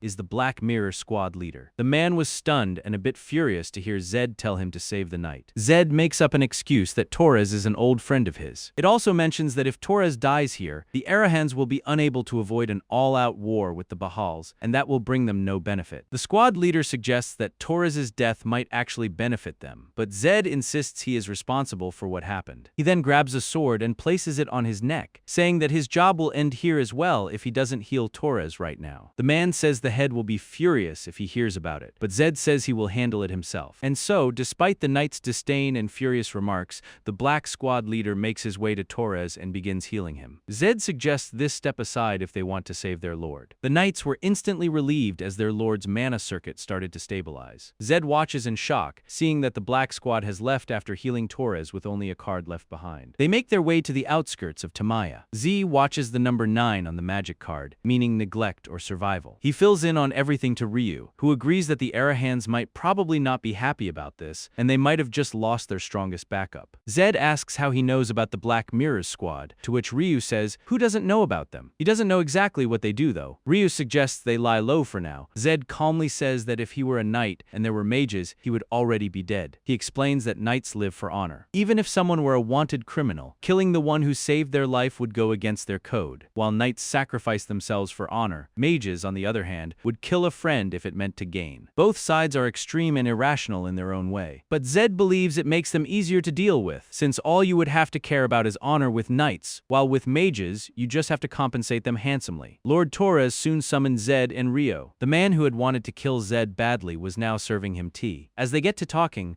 Torres learns that Zed is 2 years younger than him, 15 years old. Rio watches them talk like friends, which was pretty funny as one was an Arahan while the other was a Bahal. Torres gets to the point and says he owes his life. This is a significant gesture, especially considering that the proud heir of Bahal is thanking a mage. Zed has always liked that about Torres. Torres then questions the claims regarding Warden Clark's murder. Zed affirms it was a misunderstanding, and he explains everything from the prison camp to how he got here. Of course, he left out the parts about gaining mana stat and lightning aura. He says that since Arahan never backs down from a fight, he fought back when they tried to kill him first. Torres knew if what this kid says is true, it could be seen as self-defense, but the key is whether his story is actually true. He ends up believing Zed as the boy points out that he would have just let him die earlier if he weren't trying to clear up a misunderstanding. He then offers Zed powdered manar, a gift to apologize for the misunderstanding. But Zed says he would prefer a favor instead, help Ryu find his missing sibling because, apparently, this man is collecting side quests like Pokemon. Torres was surprised because, well, not very mage-like behavior. Zed says he simply made a promise to help and intends to keep it. The next morning, Ryu quietly watches his Zed work out. He cannot believe this guy used Bahal's goodwill just to look for some straight kid sibling. As the two talk about eating Verdi beef, Torres observes them discreetly. He was confused to see the mage working out. He has heard that Zed Rahan has no mana, and for a mage, having none is like a knight without a sword. And so it seems this kid is pushing himself beyond his limits. An honorable sight indeed. It is at this moment that Torres Bahal makes a decision. He would become friends with the mage, who was more knightly than any knight. Nothing bonds people faster than attempted murder and emotional growth. Ryu and Zed stare at the beef from Verdi like it's a religious experience, and offer thanks to Torres. While Torres mentions that it is a given since they're hosting an Arahan as a guest, the other knights were not very pleased. Zed noticed the round table with no seats of honor, making him even more impressed by Torres. The more he sees him, the more he likes him. The beef? Even better than prison beef. Zed was enjoying their hospitality, but he knew nothing in this world is free. Serving them such an expensive meal means that Torres is definitely expecting something in return. One of the knights stood up all of a sudden and excused himself, saying he was feeling unwell. The other two also stood up, saying they cannot stay here any longer. It is because they cannot tolerate the Arahan. Silence fills the camp. Torres apologizes on behalf of his men, but Zed assures him it is fine and he shouldn't punish them. Since they have seen mages as enemies their whole lives, it is only natural. Zed then suggests he get to the point. Torres requests that they delay their departure to Frilda for 1 day. It is because he wants his men to see Zed as a decent guy. With Ryu's agreement, they decide to stay. The scene shifts to one of the Bahal Knights, eliminating a low-tiered demonic beast and earning praise from Torres. Zed, on the other hand, wonders what Torres is thinking, bringing him all the way out here. He just went along with it for now, but the Lord gathered 20 knights and formed a frontline search team. Since the southern and western fronts are swarming with the demonic beasts, the search was no easy task. He quietly wonders if it is all for that party. It is Bahal tradition to hold a celebration for the safe return of all deployed units after a mission. He wonders if Torres is trying to make him part of this whole celebration. It is then that Zed is reminded of the fact that this guy is 17. This won't find unidentified tracks. Torres questions if anyone can recognize what kind of creature left them, but no one could. While the knight suggests they report this to the headquarters and head back as per protocol, Torres wasn't feeling it. Zed knew the knights were right. They should fall back, but only if they don't know what they're dealing with. He reveals the creature to be a basilisk, a mid-tier beast, but with Torres at the 6th Circle and 25th Circle knights, they should be fine. The knights were a bit skeptical about believing a mage, which ended up with a bit of a tussle between the knights and Zed, but Torres instantly intervenes. However, they are all frozen in their tracks as they hear a monstrous beast roar and make its way towards them. Torres instantly grows alert and orders everyone to prepare for battle. Apparently, there were 2 of the creatures. Torres instantly orders a formation and activates his power, attacking the creature from all sides, but to their shock, their attacks were not working. Zed knew their formation and discipline were perfect, but there was no way they were cutting through that with 5th or 6th Circle blades. Now it was the beast's turn to attack. Zed orders everyone to get down, and Torres suggests they follow his command. One of them was still being arrogant, so Zed practically yells at him to get down. He would probably have to thank the Arahan for his life, because just then the beast unleashed a spray attack on them by throwing venomous quills in every direction. Torres takes note of how none of them hit the ground, which means Zed knows what he's doing well. Zed explains to Torres how the creature's next attack is going to sweep low and will be hard. To dodge, therefore, they will have to finish them off before they strike again. Zed suggests that he and the knights will deal with the left one while he takes the other one himself. Torres seemed to blindly trust him and agreed, suggesting he not get himself killed. But it seems that Zed shared the same opinion about him, finding him pretty cool. They instantly get into formation, and Zed activates his persistent challenger trait along with casting Transcendence. His favorite character is fighting so hard, so how can he just sit back? He instantly challenges one of the basilisks. He knew for a fact that the creature had only got one weak spot. If it were a person, it would be the crown of the head. That is exactly what he planned to crush, and he pounces on the basilisk's head, focusing all his power on it. The creature instantly collapses to the ground, and Zed is able to retrieve Breath of the Demon. It is a core ingredient for an elixir. If you pour holy water onto it, there is a chance it will turn into a full elixir. Normally, an elixir boosts random stats, but for Zed, mana is the only one left, so it is basically a guaranteed mana potion. He happily makes his way towards the other beast. On the other side, Torres was busy fighting the basilisks, but he had ended up straying too far from his knights. As the basilisk opens its mouth at Torres, it is instantly attacked by a golden surge of energy from behind. It was none other than Zed who pulled up with a lightning aura like, "Miss me?" Torres freezes for a second. What is this power? The knights were also astonished to recognize that light is lightning's aura. Torres was confused because he had heard Zed didn't have any mana. Zed reveals he unlocked it a while ago. The mana ring that surrounds the heart forms at birth. Sometimes circuits take a little longer to connect, but all are fully formed by the age of 6. But being manaless at 15 should have meant Zed never had any mana ring to begin with. That is like someone born with 9 fingers suddenly growing a 10th one. Nothing like this has happened in 1,000 years of Imperial history. This makes Torres wonder if the heavens responded to Zed's will. He permits Zed to keep the breath of the demon, saying he is the one who haunted the demonic beasts, so the spoils are his. But Zed says this is enough for him and he can sell the hide. Zed was beyond happy, as he had never gotten to it once in over 10 years of playing this game. The word of the Arahan taking down an undiscovered beast with his bare hands and unlocking a lightning aura soon spread among the Bahal Knights. They accept the fact that this Arahan is clearly not like the other mages, who even gave up the beast's hide and even work out, breaking a sweat during their breaks. The knights were starting to formulate a positive impression of the Arahan. Even the knight who doubted him earlier ends up thanking him. Ryu was also stunned to see how the knights were treating him totally differently. Torres reveals how everyone who went out with him today will be joining the search in Frilda tomorrow. He himself has to return briefly to report back to his family, expecting backlash for cooperating with an Arahan. But even then, he promises he'll join them again, as he has promised Ryu to find his sister. Ryu becomes emotional and thanks them all. For the first time, things feel like they're moving forward. The next day, they arrive at Frilda. Ryu reveals his sister's name to be Lisa, who will be 13 this year. She has long blonde hair all the way down to her waist. Hearing this, Zed instructs the knights to check the slaves under the smaller noble houses in the city. As for him and Ryu, they decided to start with the merchant group Ryu worked for. After changing clothes, Zed was told about the place where Ryu used to work, the Hamil merchant group who framed Ryu for theft and threw him out. Zed decides to go in alone since they might recognize Ryu. Ryu agrees and points out how, dressed like that,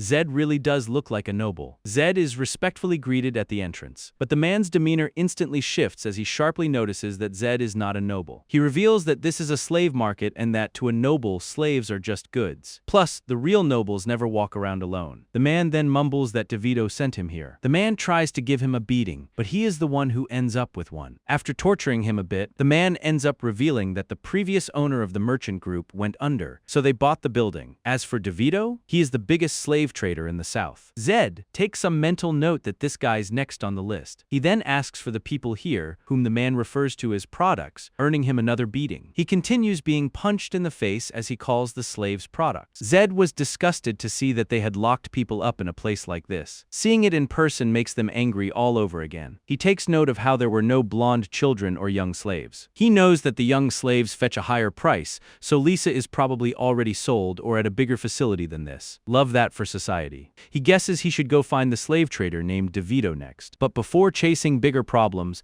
Zed decides to fix the current mess. He has the slave trader bring him every coin from the vault and the key to the cells. After freeing all the slaves, Zed locks the man in, suggesting he stay there for a while and see what it feels like. Zed ends up giving the slave trader's entire fortune to the freed slaves and arranges for them to stay at a place recommended by the knights. He shared a meal with the slaves and listened to their stories. Now, when you talk to people with different experiences, you often get lore drops, and that is exactly what happened with Zed. One of the men, named Gordon, reveals that he once served as an aide to the Sherville family, but when they fell into ruin, he ended up here. If the Arahan family represented mages, then the Sherville family stood for blacksmiths. Back in their prime, crowds would flock just to get one of their magic tools. However, they were suddenly wiped out by the Empire for treason. Now they're just a forgotten footnote in history that people steer clear of mentioning. That is how it was in the game when Zed played, and here as well. They left no known heir to carry on their craft, so it must have been a huge loss for the Empire with all the demonic beasts around now. Gordon then discreetly says he has a secret and that they should go somewhere more private. He then discloses that Lord Lacto, the rightful heir of the Sherville family, is still alive. Zed was astonished. Gordon reveals that the Lord's chief assistant died for him. He switched clothes with the assistant and set the body on fire to make sure no one could tell it wasn't him if everything went according to plan. Lord Lacto is hiding in Myers right now. Zed knew this was a total game changer. But even if the Lord survived,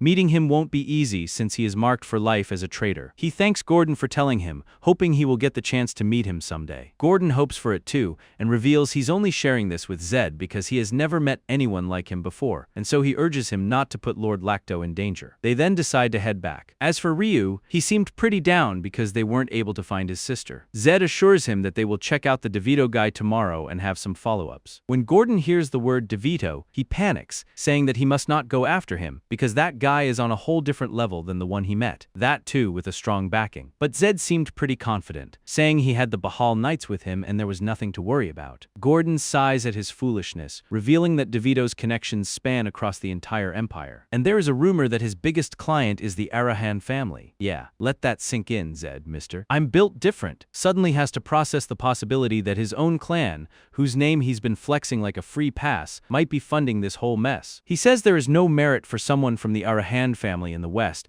to come all the way down here to the south just to trade. Someone else says there is plenty to gain. More specifically, they will benefit from their enemies' losses. If they sweep up all the southern slaves, the local noble houses will be in trouble, including the Bahal family. It is now that Zed can actually see the Arahans doing something like this. He then wonders if the Black Mirror Squad must be guarding DeVito. If so, they won't just be taking down a slave trader. They will be sparking a silent war between the Bahal and Arahan families. Ryu seems to worry, which Zed notices. It tells him not to worry as he is doing what is right. He knew that either way, the slave trader had to go. The next day, Zed arrives at DeVito's slave trading house. Zed instantly marches inside the building. As guards began to threaten him, he revealed his red eyes, and they instantly recognized him as an Arahan. Their demeanor suddenly shifts, and they begin to apologize to him. Just then, a man appears from behind and goes silently. Judging by his his clothes, Zed confirms he must be a lackey, but since he is bowing to him, it means he must be from the Black Mirror Squad. Zed was kind of hoping his hunch was wrong, but it looks like he was right. It is then that the man of the hour appears. DeVito Smarks questions what brings someone so important to a place like this. He appeared casual as he mentioned how he heard what Zed did to the harbor slave trader yesterday. Zed could tell his family's name had no effect on this guy. DeVito questions if he has got guts or is just a naive fool who knows nothing of the world. Zed continues to put up an act, saying that as of now, Arahans will be cutting all ties with him and he will be taking the slaves with him. DeVito instantly bursts into laughter. This only provides confidence to the two guards who worked earlier, trembling with fear. DeVito agrees to spare his life, but suggests he consider this a life lesson. Zed watches the guards appear before him with weapons, and he realizes he has no choice. Thankfully, there was just one Black Mirror Squad here,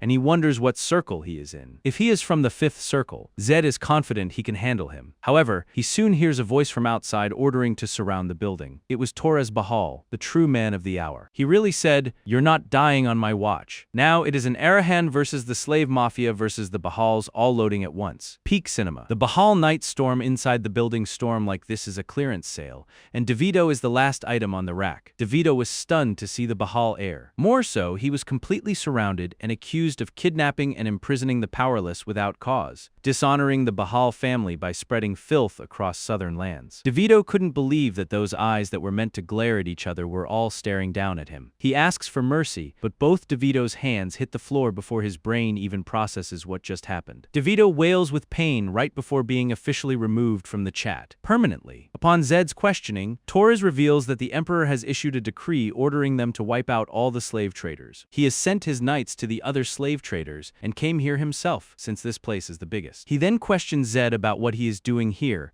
and whether he planned to handle DeVito all on his own. He affirmed, saying he had something to confirm. Torres cautioned him not to overdo it, as he is still not even at the 1st circle yet. Hearing that the Emperor has issued a decree makes Zed realize he has a convenient excuse to use now, but the Arahan family won't let this slide. His eyes shift to the body of the Black Mirror Squad member nearby. Unlike the others, that guy didn't even fight back. If he chose not to fight back, that is some serious loyalty. The Bahal Knights soon found the slaves in the basement, 600 slaves. Torres orders a blonde girl to be brought, but they couldn't find her. It is disgusting, but the harsh truth is that young girls are expensive and always in demand. Therefore, Zed was certain she may have already been sold. Ryu lost all hope when the slaves were all counted, and yet they couldn't find a blonde girl. The next agenda was to send the rescued slaves to the Imperial Palace. As for the rest of these levers, the crackdown will continue tomorrow. Just then, Torres' horse begins to flinch in surprise as a young girl comes close to it. This grabs Torres' attention, and he notices how the girl has blonde hair. Even Zed was surprised, as he had not noticed the girl's presence earlier. The girl takes note of Ryu and instantly recognizes him. The two siblings tearfully reunite while the others watch. It seems they weren't able to spot her because of that hood. Zed teases Torres for growing sentimental. They later went to a bar. Torres treat. Food. Laughter. No one trying to kill them for once. While everyone seemed to enjoy themselves, Zed was feeling a bit awkward. It is because internally he was 40 years old, hanging around with a 15 and 13-year-old. Ryu happily serves his sister plenty of meat,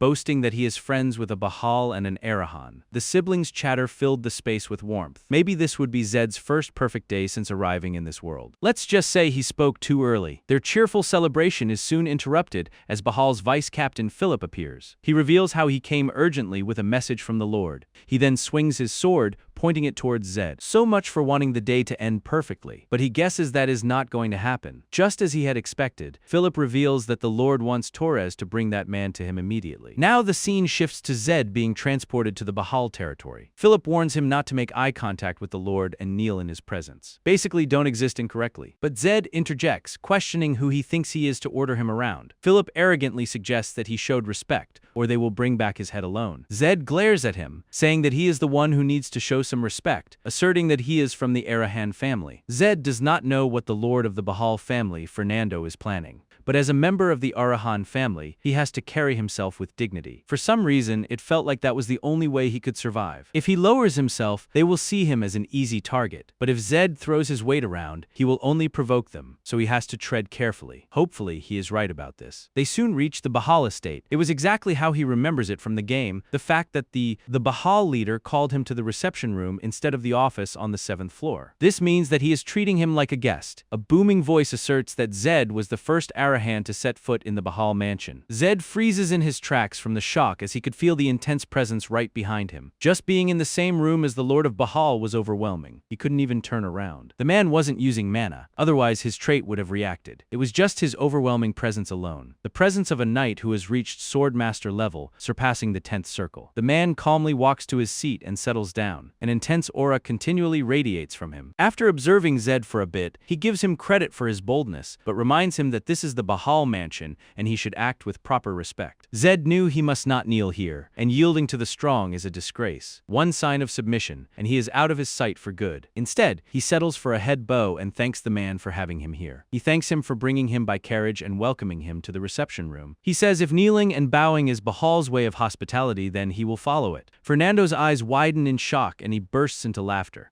Congratulations! Zed survived the first dialogue check. They soon settle down. Zed was served Minar tea, making him relieved because this truly means they're treating him as a guest, at least for now. The man then reveals that he brought Zed here out of personal curiosity and that he shouldn't worry. He heard that the Arahan sought out the slave-traded DeVito and questioned if it was under the Emperor's command. Zed says he heard about the decree after the matter was resolved. Fernando becomes surprised and questions why he moved even before receiving the decree. Zed is aware there are many answers that would please the Bahal leader, but right now, he will speak only the truth. After all, he cannot lie in front of his swordmaster. He asserts that slavery is against human decency, and he simply followed his conscience. Fernando was a bit taken aback and questioned if he didn't know DeVito was connected to his family. Zed confesses that the moment he met him, he knew the rumor was true. He made a decision based on what is right and wrong, and it had nothing to do with his family, therefore he has no regrets. Fernando was impressed by his answer. He guesses that this kid knows what it means to turn against your family, especially as an Arahan, and because of his curiosity, the kid is now even in greater danger. Looks like Torres was right. He is a mage who understands honor. He offers Zed to stay the night and join him for breakfast tomorrow if he's up for it. Zed further impresses the guy as if he were his father-in-law by doing a knight salute and thanking him for the invitation. Zed sighs deeply in relief when he settles down in the guest room. Fortunately, Fernando acted just like he did in the game. One wrong move and he would have lost his head. Sticking to the truth turned out to be the smartest move. Now that he has made it past this challenge, he is finally feeling hungry. As if his wishes were all coming true, he was soon served a meal. But to his utter shock, he finds a Black Mirror Squad card in his meal. He instantly rushes out to find the man who served him his meal. But now there was no trace left of him. He instantly rushes back to his room and takes a look at the card. Magic card 0. That means return or abort. This time, the head of the Arahan family is calling for Zed. Zed couldn't believe he saw the Black Mirror Squad magic card in the Bahal mansion, and now he was having an existential crisis, wondering if there is anywhere Arahan doesn't reach. At this point, they might as well have Wi-Fi access to his thoughts. He becomes taken aback as there is a certain knock on the door. It was Torres. The guy reveals that he took care of Ryu and Lisa, but he was worried, so he came to check on him. He assures that he is fine, as the lord of the house must have seen something in him and is personally calling off the bounty on him. Zed was genuinely surprised by this action. It would have been perfect if that magic card had not shown up. If he cannot escape the Arahans no matter where he goes, then he guesses there's no choice but to face them head on. After breakfast at the mansion, Torres dragged Zed around, giving him a tour of the family estate. But Zed's mind was too cluttered right now, so he didn't feel much even though he was seeing the Bahal mansion in real life. However, his attention is finally caught by a small place near the stables. Torres reveals that the Bahali's family white horses choose who gets to ride them. In that place, the horses who have not chosen a master yet are kept. Zed notices that there was only one white horse there. He becomes surprised as Torres reaches out for the horse, but it only flinches in return. Torres reveals that normally the white horse chooses their master within 3 months, but this one hasn't let anyone touch it for 2 years now. It is the only one that has ever rejected even the Lord's touch. Turns out white horses do not always choose the strongest. Each has its own criteria. Zed finds the sacred beasts pretty cool. He smiles at the white horse and reaches out for it as if by instinct. However, he gets interrupted as Philip appears with his side effects. Philip has no choice but to show proper respect due to the tourist's presence, but his eyes clearly stated the opposite, and he suggested the two join them for a training session. Torres tries to deny, but Zed eventually agrees to spar. While Zed was calmly warming up, Torres was worried for him because he is not even at first circle yet, though he might have unlocked the lightning aura. The kid should know fully well that he cannot win against a 5th circle knight. Torres clearly hadn't seen him fight Clark. The sparring match soon began. Zed activates his lightning aura. However, Phillips's confidence wasn't wavered in the slightest because the amount of mana had barely reached the second circle. Zed's opponent was surprised by his approach, who wasn't backing away or even chanting a spell. To everyone's shock, he was able to dodge the attack and hit the opponent. He continues to attack the man, not giving him an opening. Eventually, he ends up punching him in the abdomen, causing him to lose hold of his wooden sword. While everyone's mouth gaped open in shock,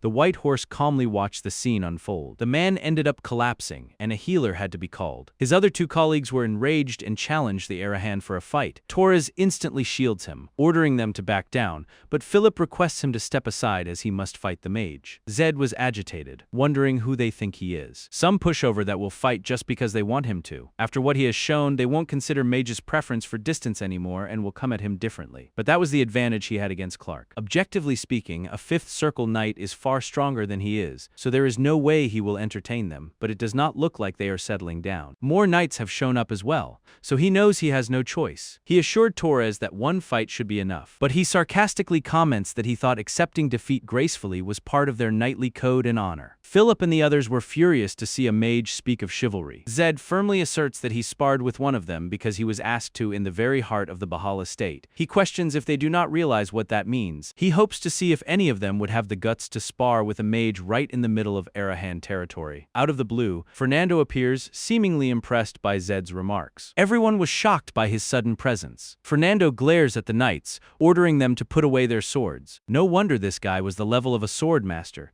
as Zed couldn't notice him approaching even though his perception stat is 100. Fernando comments that an Arahan sparring on the Bahal family grounds is an event worth etching into the annals of history. Zed apologizes but says he couldn't refuse the challenge, as Arahans never back down from a fight. Fernando already knew that and understands it. He suggests his knights learn from this match and train harder. Zed could tell that this man's words have a sharp edge and wonders what he is trying to say. Fernando confesses that Zed has given his knights a valuable lesson and that he won't forget what happened today. Zed becomes confused, wondering if it is a warning or a compliment. It feels like he is sitting on needles here. He had no choice but to nod. Just then, they all hear wooden planks being smashed and a horse making its way into the middle ground. It was none other than the white horse. As it continues to spin around, Torres remains stunned, saying that is sort of a ritual. He explains that just as the horse chooses its master, it shows off its skills to be chosen. In other words, its chosen master is among them. Philip's mouth drains of its color as he realizes what this must mean. It was Zed whom the white horse chose as its master. The sword master Fernando remains astounded to his core, knowing this is something that would shock even their ancestors. Even Zed couldn't believe it. It was good that the white horse has finally found its master, but why an Arahan? He couldn't understand if he should honor the horse's decision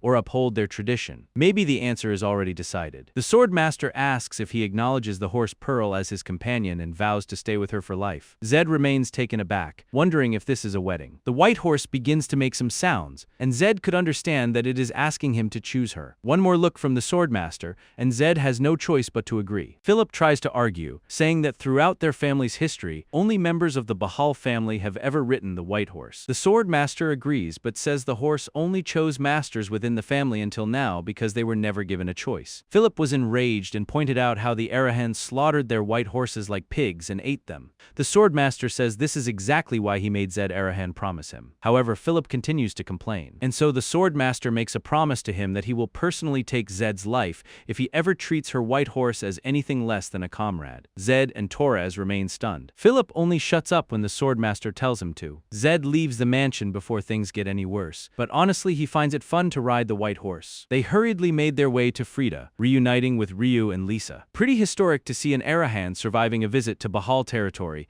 and even taking one of their white horses. Zed filled Ryu in on everything so far, from the Black Mirror Squad's magic card to the breath of the demon and everything about Lacto Chervil. He then reveals his plans for meeting the Arahan, saying he cannot avoid it any longer. To his surprise, Ryu asserts that he will come with him, mentioning how abandoning a friend is never an option. He decides to go as his butler. Lisa also agrees to go on the pretext of doing chores. Zed is aware that parting ways with Ryo is the right choice for his safety if he thinks about what dangers lie ahead. But seeing their determination, he thanks them and decides to go see the Arahans together. Even though he has decided to go, Zed knows he cannot go without a plan and needs a card up his sleeve. Right now, his potential cards are the last surviving heir hair of a ruined blacksmith family, Lacto-Chervil, and the breath of a demon he got from the basilisk, but he will need some holy water to turn it into an elixir. So to get both of these cards in his hand, he will need to head to Myers. The only problem is how long the Lord of Arahan will wait. The next morning, the three of them set out for Myers, because apparently this is a family trip now. To make the elixir, Zed has to pour holy water over a demon's breath, and the success rate depends on how divine the holy water is. In other words, even hundreds of bottles of standard holy water won't make a difference. The average price of holy water is around 10 gold coins each, so that is about 50 bottles, bare minimum. And if none of them work, that gold will be wasted. That is why he is here in Myers. Ryu was shocked to hear that he would require 500 gold coins for this task. In Myers, there is a priest whom Zed can trust. Ryu sadly watches as he takes all of their wealth, only leaving a few silver coins behind. In the meantime, he sends Ryu on a side mission, find Lacto-Chervil. The instructions are oddly specific: one eye, white hair, and absolutely do not call him Lacto. Zed says the guy is a fugitive and won't show up just for a few coins. Ryu must filter out those who show up and focus only on the ones who have not appeared. Zed had initially planned to spend the money on magic tools, but after hearing about Lacto-Chervil from Gordon, he changed his plans. He now plans on using the money to make the elixir and get Lacto on his side to make the tools. That would be the best case scenario. If things go as planned, Zed might be able to make up for his low mana. His attention diverts towards a nearby cathedral where a large crowd had gathered. He wonders if the people have already found out about Johan's holy power. It would be weird because it is too early for that in accordance with the game's sequence. After asking around, he learns that the cathedral is selling holy water at half price. For Zed, this is a huge deal. With this, he could turn both breaths of the demon into elixirs. But something seemed pretty fishy. Either it's a miracle or a scam with a really good marketing team. Zed immediately does the math. It takes a full day to produce holy water since it is infused with holy power. If he really is Johan who doesn't care about money, selling holy water at half price would make sense. But there is no way he could have stockpiled this much holy water when each bottle takes a full day to produce. It was finally Zed's turn to enter the cathedral. The problem is he has only seen Johan in the game. He ends up calling him Johann Teresa, and seeing that the man did not care and straight up questioned how many bottles he needs, Zed becomes furious. He asserts that there is only one father Johann in Myers, and that is Johann Chris. He accuses the man of being a fraud and messing with the church. He then threatens to report to the provincial army, but the man clearly does not care and says he will accept the punishment if he is guilty. He then suggests the boy get lost unless he wants to die. Later, Zed pieces it together. If the fake priest isn't afraid of the authorities, then the authorities might be part of the problem. The Imperial Army might be trustworthy, but local forces? Much easier to corrupt. So instead of backing off, Zed decides to test that theory directly. Fortunately, there's a local garrison stationed in Myers. Along with Pearl, he makes his way towards it. The guards instantly recognized the Bahai's white horse and treated Zed with respect. However, they suggest he come back after scheduling an appointment with the general, right? Because crime apparently runs on office hours now. Zed firmly states that reporting a serious case should be their top priority, yet they're telling him to come back after making an appointment. The guard apologizes, saying they're just following orders. Zed knew he couldn't talk sense to the foot soldiers, but he still didn't feel right living like this. However, just then, a man with a bunch of guards appears from behind him, the general. Zed politely reveals that he is here to report a crime. The general begins to ask questions about the horse, and Zed assumes that this guy doesn't seem to care about the report. You wouldn't have even spoken to him if it were not for Pearl. The general says he has never heard of the Pahal family giving away a white horse, especially that to a mage. He accuses Zed of lying. Zed instantly shifts to the main topic, revealing that a fake priest is selling fake holy water at the cathedral. However,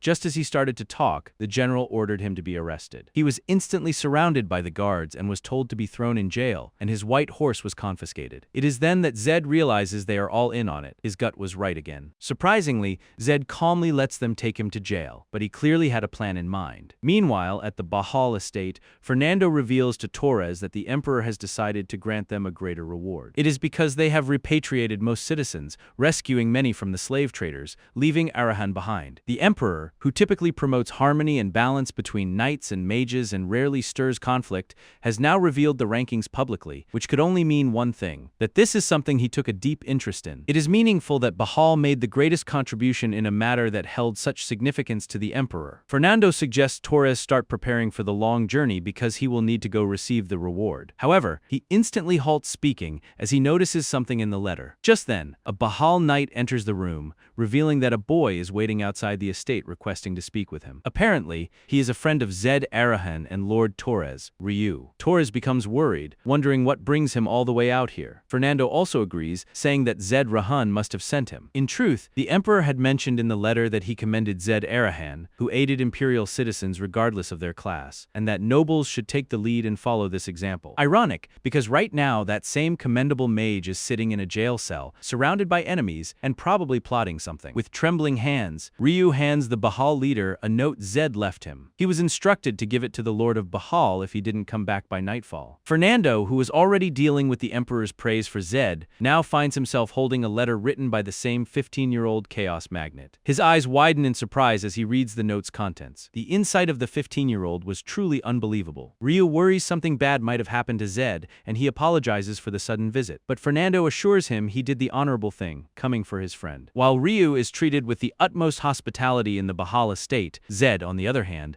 has been working out for more than 2 hours in prison. At this point, the guards are less worried about him escaping and more worried that he's going to start a fitness program in prison and recruit them. The general soon comes to visit and is also surprised to hear that he has been doing this for hours straight. Zed is soon brought before him. The general advises that what he says next decides whether he walks out or suffers more. He says the white horse wouldn't obey him, and whether Zed put a spell on it. Zed curses him, saying the horse obeys only the master it chooses. Clearly, the general did not believe him, to which Zed says he will see soon. The general becomes furious and decides to deal with him personally. He retorts that no one has ever lasted more than 30 minutes with his methods. His fury intensifies as he sees Zed smiling. He begins to tap Zed's knee with a dagger, suggesting he say something now, but Zed only curses him. Just as things are about to get very stabby, a letter arrives. And this letter? Absolute plot twist. The letter was from Fernando and read that the man they have captured is the White Horse's master, a friend of the Bahals, and also a member of the Arahan family. And since the general is suspected of involvement in Myers Cathedral corruption, he is to wait for investigation by the Central Army. If he disobeys, he will be judged by the House of Bahal. The general, instead of backing down like a sane person, doubles down. He says he doesn't care even if he got a letter from the Lord of Bahal, and not even he has the authority to push him around. It is then that Zed activates his lightning aura, shocking everyone. However, before he could do something, he watched the general being tied in chains. Turns out there is a Black Mirror squad member among the low-ranking soldiers. They really said we're everywhere and meant it, making Zed wonder just how powerful the group is. He watches as the man chants some spells to trap the general and the others. Soon, the other members of the Black Mirror squad appeared before him, revealing that the Lord had ordered his immediate return and that they would be escorting him. But Zed still had some plans he hadn't finished. He still needs the elixir and hasn't found Lacto yet. He asks them to give him a few days, and he will return on his own. However, they refuse to do that, saying they follow only the Lord's orders. Zed reminds them that if he returns like this, he will be dead for sure. He tells them to report to the Lord what he said, and ask him to give him some time to prepare so he can survive once he returns. If he still wishes for him to return after hearing that, he will follow them without a word. The group agreed and suggested he wait here till then. Zed knew that the Lord should have seen everything he had done through the Black Mirror squad. The only issues might be killing that slaver DeVito and visiting the Bahal family. He will probably question those, and Zed has to be ready for that time. The Black Mirror squad seemed to be quick in their service as they immediately returned and revealed that the Lord had agreed to give Zed some time. He must return to the family within 14 days, and there won't be extensions. And so the countdown has begun. Honestly, Zed is just glad he has got a grace period to work with. All he has to do now is move fast. The Black Mirror squad member reveals that the Lord of the House has entrusted the matter regarding Pullman and Myers Cathedral to him. An investigator will arrive soon, and he is advised to handle it wisely. The more Zed learns about the group's inner workings, the more impressive they are. But there was more to the story. The member reveals that the Lord doesn't want Zed to hide the fact that he is from the Arahan family. It means that Zed should stop wearing the blue lenses. It was pretty infuriating to hear, considering they dumped him in prison, and now they want him to show off his bloodline. When he asks the squad the reason for it, they do not answer and immediately take their leave. 2 hours passed by. Zed meets with the Imperial investigator Cox. Cox praises him for bringing light to corruption in the Imperial Army and questions his noble house. Zed is reminded of how he was told not to hide his identity,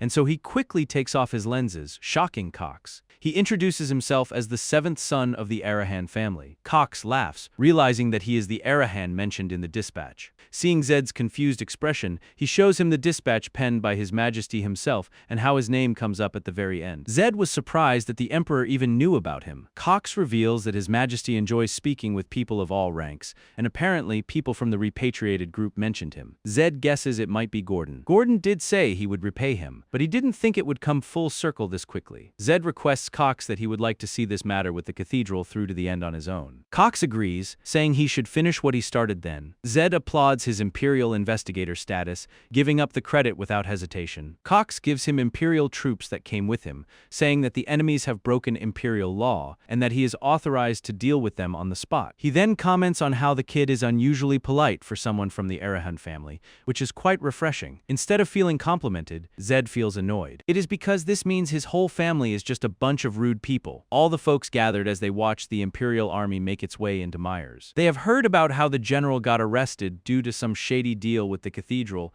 and how even the priest was a fake. Zed addresses the cathedral, asserting that swindlers who deceived imperial citizens for profit should come forward or face death. However, no one comes out. Though the imperial knights offer to drag them out by force, Zed reminds them that weapon and mana use aren't allowed inside the cathedral. It would be too dangerous. Zed decides to take the matter into his own hands and approaches the cathedral while the worried knights try to stop him. They soon watch Cox arrive with the permit and realize they don't have to hold back anymore and should storm inside to arrest the criminals. However, Cox stops them, revealing that he gave the kid the Imperial Command Badge to finish the case himself, and that is what he wanted as well. While the knights began to protest how he is alone and there is an armed group inside, Cox says they clearly do not know about the Arahan family. After all, there is a reason why they are the #1 family whom everyone fears. It isn't just because of their strength, it is because they never go back on their word, no matter what it takes. Zed's demeanor darkens as he opens the cathedral's gate and sees that the swindlers are already armed and ready to attack. He smirks, saying this wouldn't end well for them. He calmly enters the cathedral, and for the next few minutes, all that everyone from outside could hear were the screams of the frauds. It was soon quiet. The knights worried about Zed, but seeing him casually walk out with all the criminals tied up like he had just finished grocery shopping,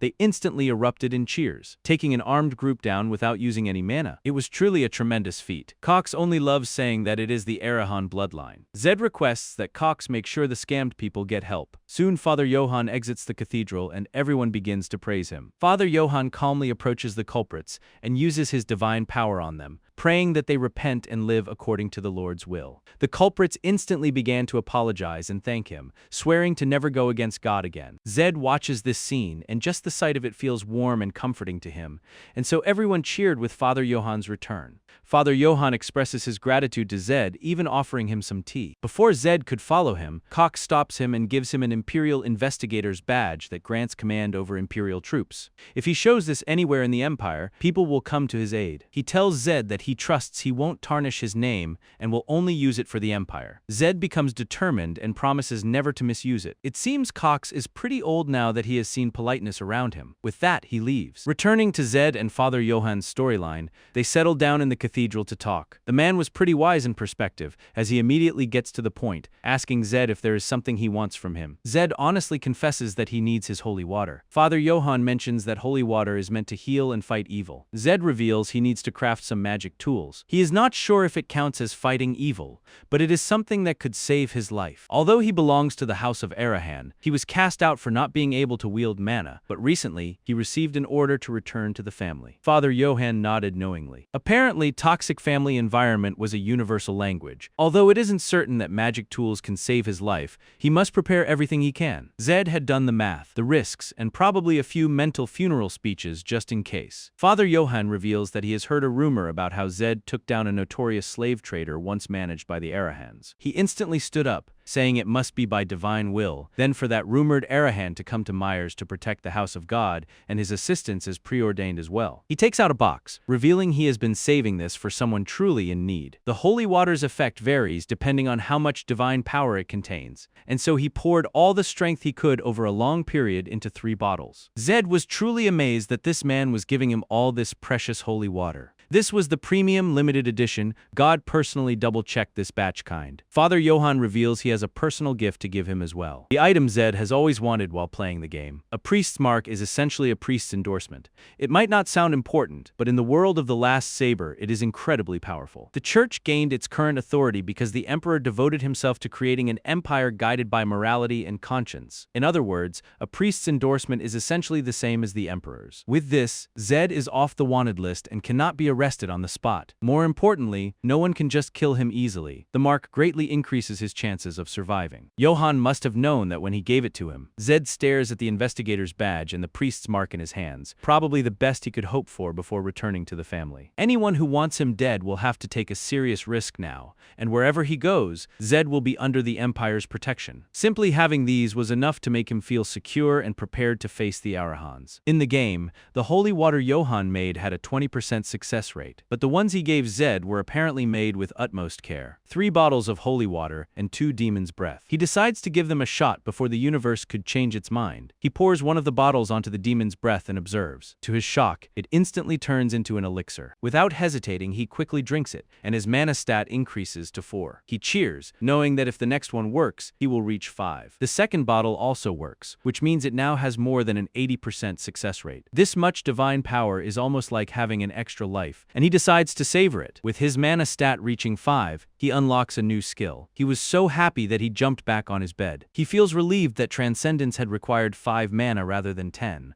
otherwise it would have been rough for him. It seemed this was much more fun than when he was playing the game. On the other hand, Ryu had looked into white-haired people with one eye, as Zed had asked. Turns out there were about 40. He offered money to gather them, and 34 people came, so the person he is looking for is one of the 6 who did not show. He wrote down their exact locations just in case. Zed thanks him and assures him that he does not have to try so hard because he already knows how smart he is. He promises to protect him and his sister no matter what, saying he is the first comrade he has ever met after all. Just then, a woman approaches. She was probably a fangirl by the way she was talking about her. Zed now realizes why everyone was staring at him. Everyone knew about his identity after the cathedral situation. They all gathered around the tree, thanking Zed for protecting their church. Despite being used to stuff like this in the previous world, Zed found this situation pretty embarrassing and decided to get out of here. But he instantly freezes in his tracks and becomes alert as he spots a face, white hair and one eye, Lacto Chervil. He tries his best to make his way past the crowd and rushes in the man's direction. However, he was unable to track him down. Zed asked Ryu, tell him the closest of those 6 locations he mentioned. Zed is aware that man is probably planning to run for good, and if he really starts hiding from them, they will never find him. They rush towards the closest location. However, it wasn't that man. They continue going from location to location, but to no avail. They finally reach the next location, which was on the basement level. However, Zed soon feels something is off and urges Ryu to stay upstairs. He knows Lacto is the greatest blacksmith alive and is on the run. If this is really where he has been hiding, then there should be traps. He instantly activates his Transcendence magic and makes his way onto the road. However, as soon as he opens the door, an explosion occurs, activating Zed's immortal gambler trait. He was instantly surrounded by azure flame, shocking him. It is a higher tier fire attribute, and even regular flames wouldn't reach this level of power with just magic tools. It seems Lacto managed to trigger azure flame with just a rigged trap. Amazing. And now everything was blown to hell. If not for Immortal Gambler, Zed would be dead right now. It is a trait that ignores instant death damage, and he has used it a lot in the game, so he knows how it works. Put simply, this trait keeps him from getting one-shotted. He thought it would be a 4th or 5th circle blast. At best, it activated his trait. He survived it, but knowing he technically died once still bothers him. And now he was more than ever determined to find Lacto and bring him to his side. Because obviously, the man who just almost killed him was exactly the kind of employee he needed. Zed, Ryu, and Lisa soon returned to their dwelling. They tried to find traces of evidence left by the explosion, but everything had burned away. Ryu finds it unfair that there would be suspects in this situation, but it is true that they will pin it on them if they cannot prove it was a trap. Plus, the Arahan family deals with fire. When Ryu mentions involving the Bahal family's head,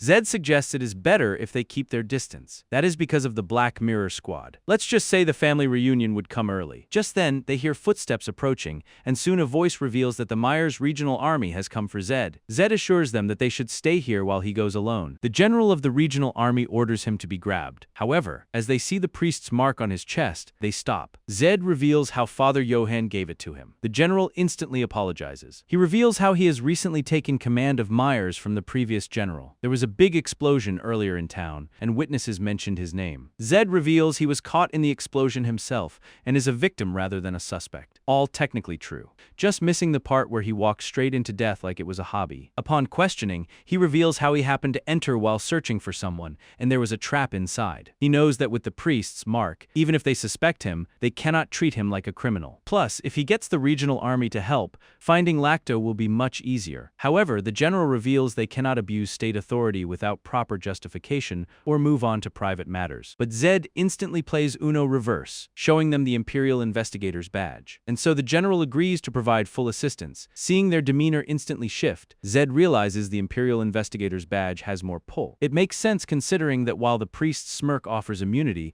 the Imperial Investigator's badge offers authority. He asks the general to find him someone who can draw so they can sketch the suspect. A poster was soon set up, which caught everyone's eye. Meanwhile, the man in question wonders if Zed had mistaken him for someone else. But that can't be true, and he realizes that the kid drew it wrong on purpose. It seems Zed wants to meet him. Whatever game he is playing, he will know when they meet. He has lost track of how many cities he has been through and is tired of running. Maybe it is finally time to end this, as he has lived long enough. He has got nothing left to hold on to. He watches a lot of people around and decides to slip between the crowd and observe. However, a voice approaches him from behind, praising his disguise. Turns out it was Zed. Zed suggests they move somewhere else first before talking. Zed introduces himself and says he already knows the man's identity. Upon questioning, Zed says he wants to hire him, the legendary blacksmith, as the personal blacksmith of House Arahan. There is a clear line between game and reality, like equipping items, for example. In Last Saber, you just double-click to equip something. But in reality, you have to actually put it on. So Zed not only needs to compare equipment stats, but also consider how it feels to wear and how heavy it is. Magic tools sold on the market are designed for adults. Stats don't matter if you physically cannot move your arms. Zed putting that on would look like a kid wearing his dad's wedding suit. That is exactly why Zed needs Lacto on his side. It is because Lacto can craft magic gear tailored to Zed's body. Zed can also get additional gear to match his stats as they grow or to handle certain tricky situations. And so now, Zed reminds Lacto of the purpose Lacto was born to serve as the last of the Sherville bloodline. The greatest craftsman crafting for the greatest house. That is Lacto's duty. It seems Lacto takes the emotional bait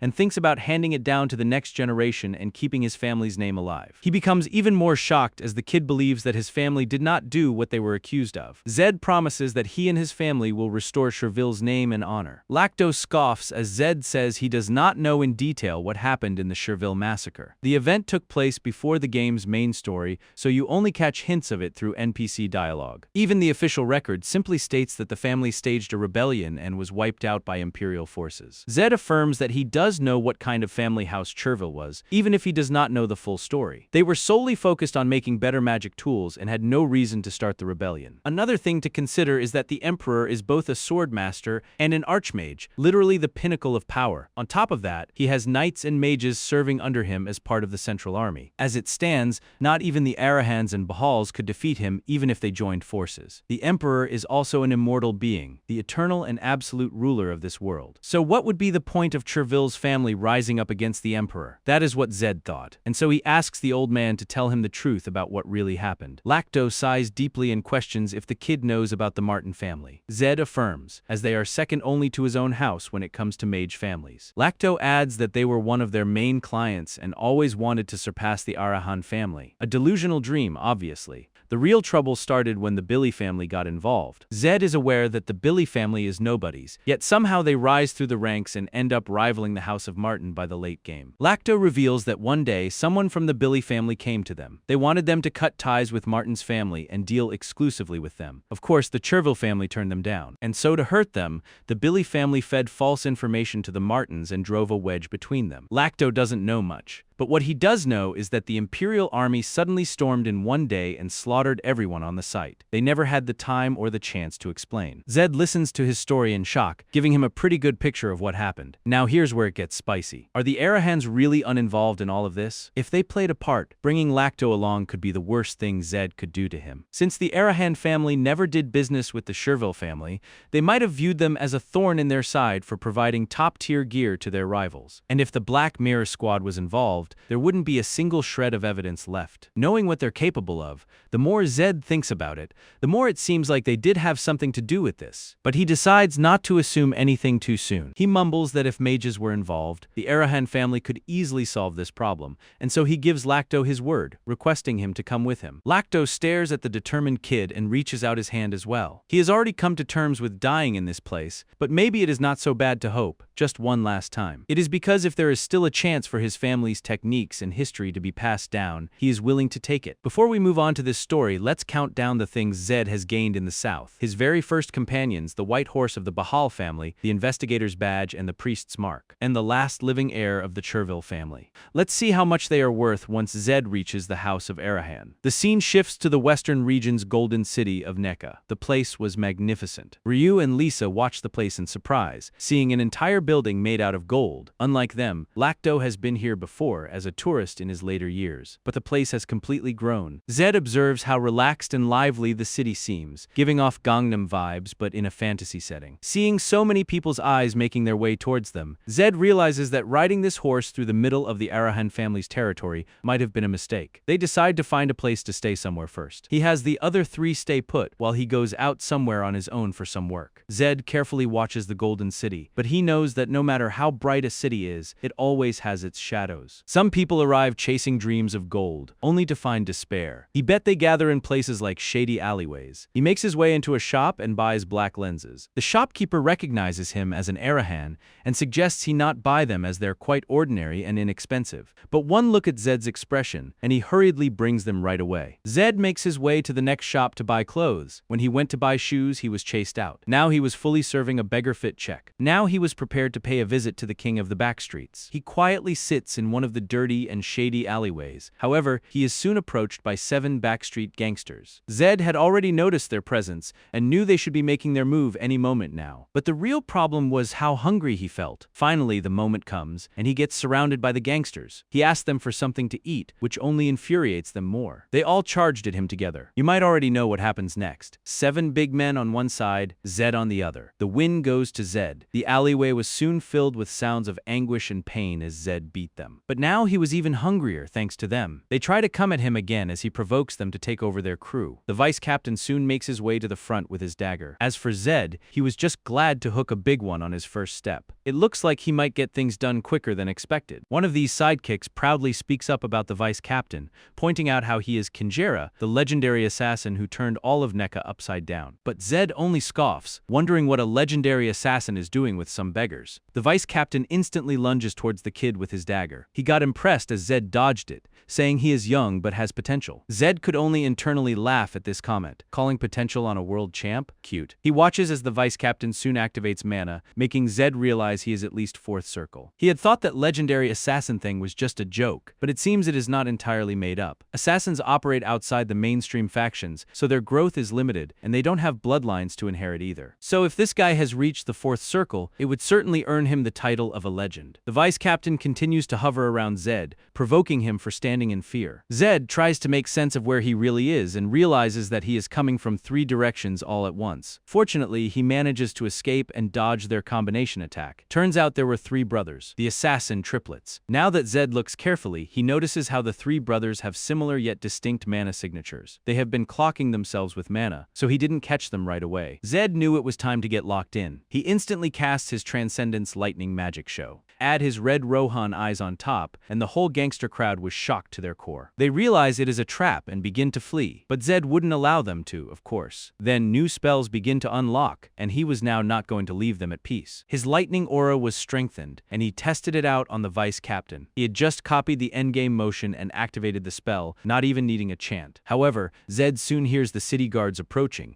and he realizes he must flee instantly. He takes the unconscious vice captain with him and hides. However, the city guards soon noticed blood, shocking Zed. He takes note of how it was the vice captain who left a trail of blood. He was truly screwed. All he wanted was to handle this quietly, but this is far from it. And so he comes out of his hiding place, facing the guards. They instantly recognize recognized him as an Arahan and apologized for not realizing he was here. They politely questioned his identity, saying he doesn't appear to be young Master Tunda. Zed remembers Tunda is the sixth son of House Arahan. He introduces himself as the seventh son, Zed Arahan, and questions if they don't know who he is. He wasn't surprised at all, though, because he had been locked up in prison all this time. They instantly began to apologize, saying they didn't mean to be disrespectful. Zed reveals that the culprit behind the explosion was escaping, and he orders them to go after them. As he sees them running away, he realizes he only needed a few words to handle this. It looks like he's almost untouchable in his family's territory. Now returning to the real problem. Fortunately, the vice captain was still breathing. It seems the lightning strike was way stronger than Zed had expected. Zed balances the unconscious man on his shoulder and begins to walk away. He soon hears a voice calling out to him. He suggests they show themselves. Out comes of the two men, brothers of the vice captain. Their demeanor had shifted, and they apologized for being rude and showing hostility towards a member of House Arahan. They even dropped their weapons in obedience, begging for mercy. Zed remains stunned, unable to believe that these assassins were crying. They assured him that they have only ever killed scum who abuse and torment no one like them and have never harmed innocent people. Zed reminds them that they tried to kill him earlier. The men revealed that it happened because it is their home. From time to time, people tried to take over the alley, and they have lost many comrades as a result. That is why they are on a high alert and truly meant no offense. This makes Zed realize he is not the only one eyeing the underworld. And so after having them swear that they have never harmed innocent people, he agrees to let them go. Sentimental, the brothers reveal that what they truly want is for their family and brothers to live in peace. There must be pride in that above all else as well. Z knows murder is evil, no doubt about that. But to peasants trampled by nobles,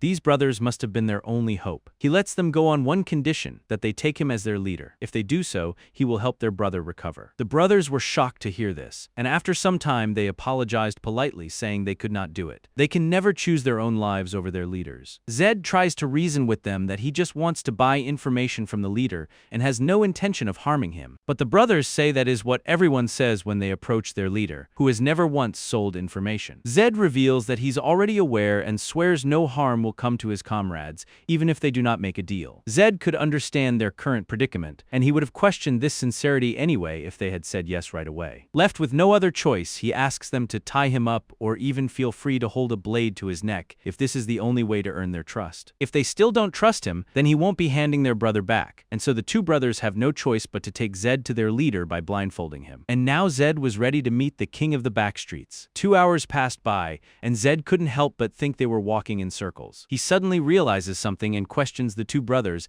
if they're trying to find the Black Mirror Squad. He suggested stopping stalling and taking him there directly. It isn't like the Black Mirror Squad doesn't know where their boss is. But the brothers confidently state that even the Black Mirror Squad would not know where the leader is. Zed says that the two don't know the Arahan family. He confidently states that the Black Mirror Squad he knows wouldn't just know where their boss is, but would know exactly how far his influence spreads. The brothers question if he is saying the Black Mirror Squad is nearby, but Zed says he does not know, but it is true they are on a completely different level. Zed soon gets to meet the king of backstreets, Eddie. However, the man did not seem to be interested in visitors and suggested the brothers get him out of here. However, Zed offers holy water, suggesting that they give it to his brother, as he will recover quickly once he drinks it. Zed now directly approaches Eddie. He snatches his book away, infuriating him. However, Eddie was taken aback to see that the man was none other than an Arahan, but he quickly grows angry and begins to lash out at the brothers. The brothers tried to assure their boss that Zed promised no harm, but Eddie says this isn't the first time they have heard something like that, and all nobles are scumbags. Zed knew Eddie to be a genius with perfect memory who never forgets a single thing he sees. Eddie scans from head to toe, pointing out how he is not Tunda Arahan and that he has never seen him before. He questions whether he is the youngest, the one who was abandoned in prison. He smirks, questioning if Zed wants to make a deal. Eddie laughs, stating that nobles are so predictable. It is always bags of gold or helping with clearing their pleasant background. Zed remains silent, making Eddie even more sure about his assumptions. However, Zed is aware that despite this guy's brilliance, he failed every time he tried to attain office because of his low birth. This led Eddie to despise nobles and believe that the world was filled with fools beneath his stature, just like in the game. Zed assures the man that he is not promising gold or any change in his status. What he is offering is a trade of information. Eddie was finally interested in him, but he doubts that Zed knows that information is the only thing he is after. Little does he know that Zed was a game player, always thinking a step ahead. For Zed, reaching Eddie halfway through the game is crucial, almost like discovering a missing puzzle piece, as he believes Eddie holds information he desperately needs to achieve his goals. He points out how Eddie can remember everything he reads. However, he has limited books that end up in the trash once he is through. He didn't smile, saying that Eddie seems to be ready to negotiate with him, as his body language says it all. Eddie realizes he has turned his body towards the kid, which gives him away. Now that he has got his attention, Zed confesses he wants everything there is to know about the Arahan family,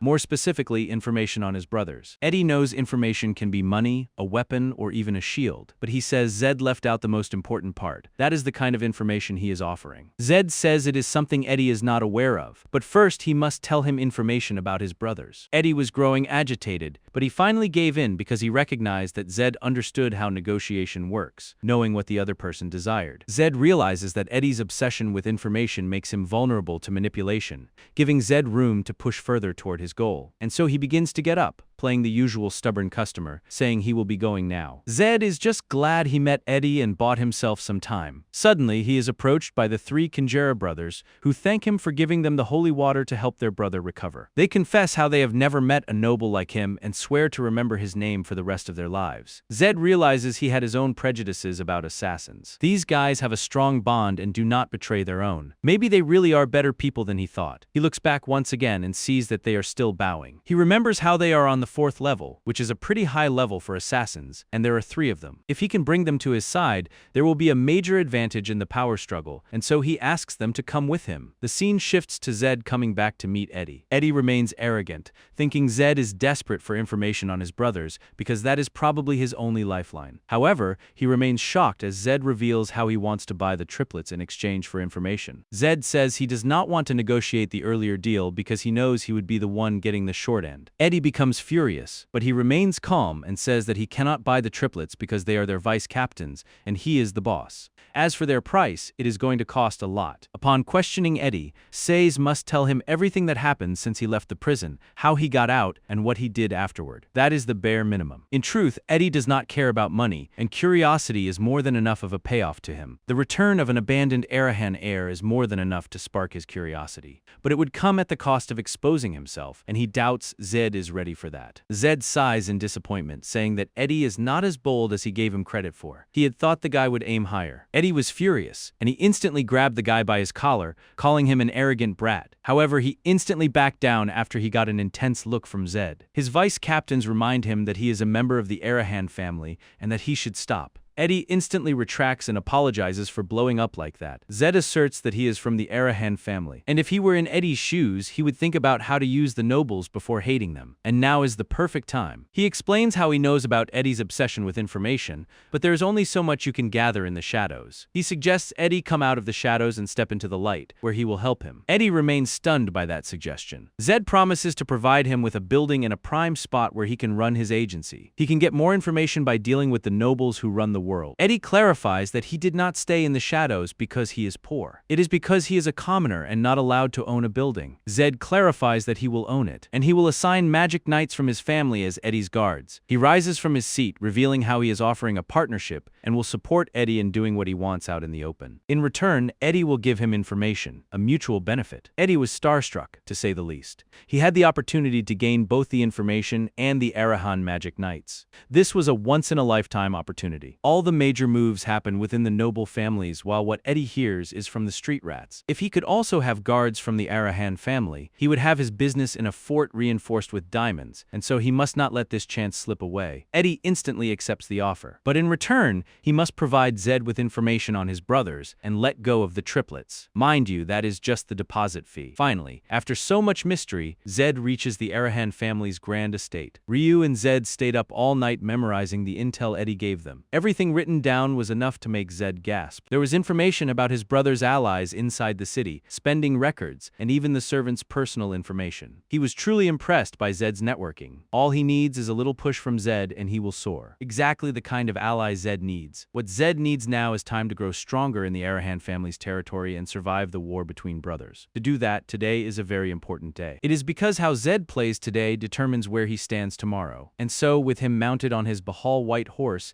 he makes his way way towards the front gates. He is instantly ordered by the guards to dismount and state his identity. However, they calm down as they realize it is just young Master Zed. But they state that his allies cannot enter without the Lord's permission. Things were already going wrong from the very first step. Zed is somewhere he could force his way in, but breaking the rules inside the family's territory doesn't seem like a good idea. He assures Lacto he will be right back, and they should wait here, but Lacto suggests that he doesn't worry about them and takes care of himself. He says an old man's hunch might not mean much, but he has got a bad feeling about this. Zed makes his way inside the territory, knowing he has to stay focused because he is responsible for his companions' lives. He has done all he can to prepare, but he couldn't help but be anxious for what lies ahead. He has ended up in the body of an Arahan by chance, but from this point on, he needs to act as if he belongs here to survive. Practicality is what drives a mage after all. He has to be the seventh and youngest child of the Arahan family, and he has to act like that to win the Lord's favor. Cut to the cue where Zed makes his way to the main room, where his father sits in his chair. Zed couldn't help but tremble under his gaze. The Arahan Lord questions how he feels about returning to the family after such a long time. Zed answers that it is the same as before. He says the Lord's aura is just as powerful as before, and the biting cold is the same. The Arahan leader instantly bursts into laughter, which echoes through the room, causing the whole room to shake. Zed's ears were ringing, and his vision started to blur in the process. The man's gaze narrows as he comments on how that sounds like he is saying he can feel his father's aura. Zed grits his teeth anxiously, saying how could he possibly gauge the power of an archmage? It is true his father was one of the Empire's only two archmages, the one who killed all his brothers and seized the family throne, Zenedin Arahan, Zenedin Kament's house. Zed has changed a lot since the last time he saw him. In his memory, he was just a frail child. He begins to laugh out loud once again as Zed says the word frail does not suit their family. He also points out how he heard Zed awaken the lightning aura. Upon questioning, Zed says he is aware that the lightning aura stands above the four core elements. The Arahan leader asserts that throughout their family's history, no one has ever awakened an aura other than fire. Zed could tell the man was showing interest in the lightning aura. He clearly did not see this coming. His father was shocked to hear that he wasn't surprised to attain the lightning aura. Zed boldly says that it is an aura that appears only once in 100 years, and such a blessed aura should of course belong to their family. Zenedin begins to laugh once again maniacally. Every time he laughs, Z feels like his insides are twisting. Zenedin confesses that he called him here because of the lightning aura and expects him to research it thoroughly and bring out its full potential. Wow, it seems he is just trying to use his youngest child, the one who barely survived. But in some ways this works in Zed's favor. Since there is something his father wants, he won't kill him immediately. However, Zenedin would obviously not leave him alone like this. He points out how he must speak to Zed regarding his misconduct. He questions Zed if he did not know a slave trader named DeVito had ties to their house. He becomes furious when Zed affirms it. He calls him out for eliminating the slave trader,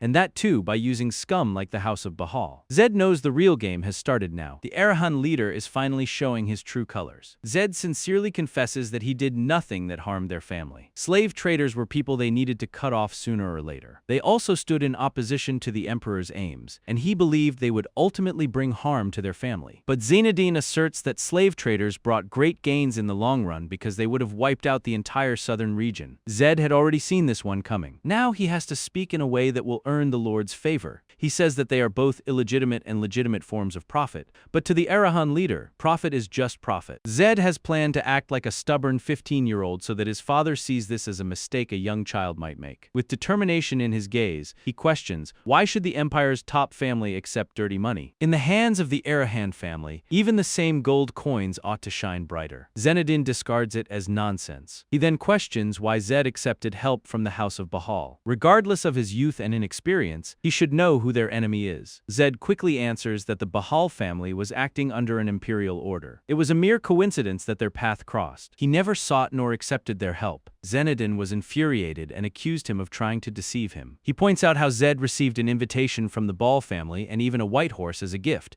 yet he still claims he didn't accept their help. Zed points out how he was kidnapped. Rather than being invited, he just upheld their family's pride in front of the Lord of Bahal and took a prize from the enemy's stronghold, not a gift. This should be a reason for praise, not to reprimand. He points out that he took the white horse Bahal family believed was their exclusive property. Plus, simply riding the Bahal family's white horse as a member member of the Arahan family enhance their family's renown. He tries to continue playing the role of the stubborn 15-year-old Zed, who truly thinks this deserves praise. After a few seconds, the Arahan leader finally speeds up. His demeanor had darkened, and he coldly warns Zed not to try to fool him with his slick tongue. That is when you know that dear Rahul, the leader, has not taken his stupid bait.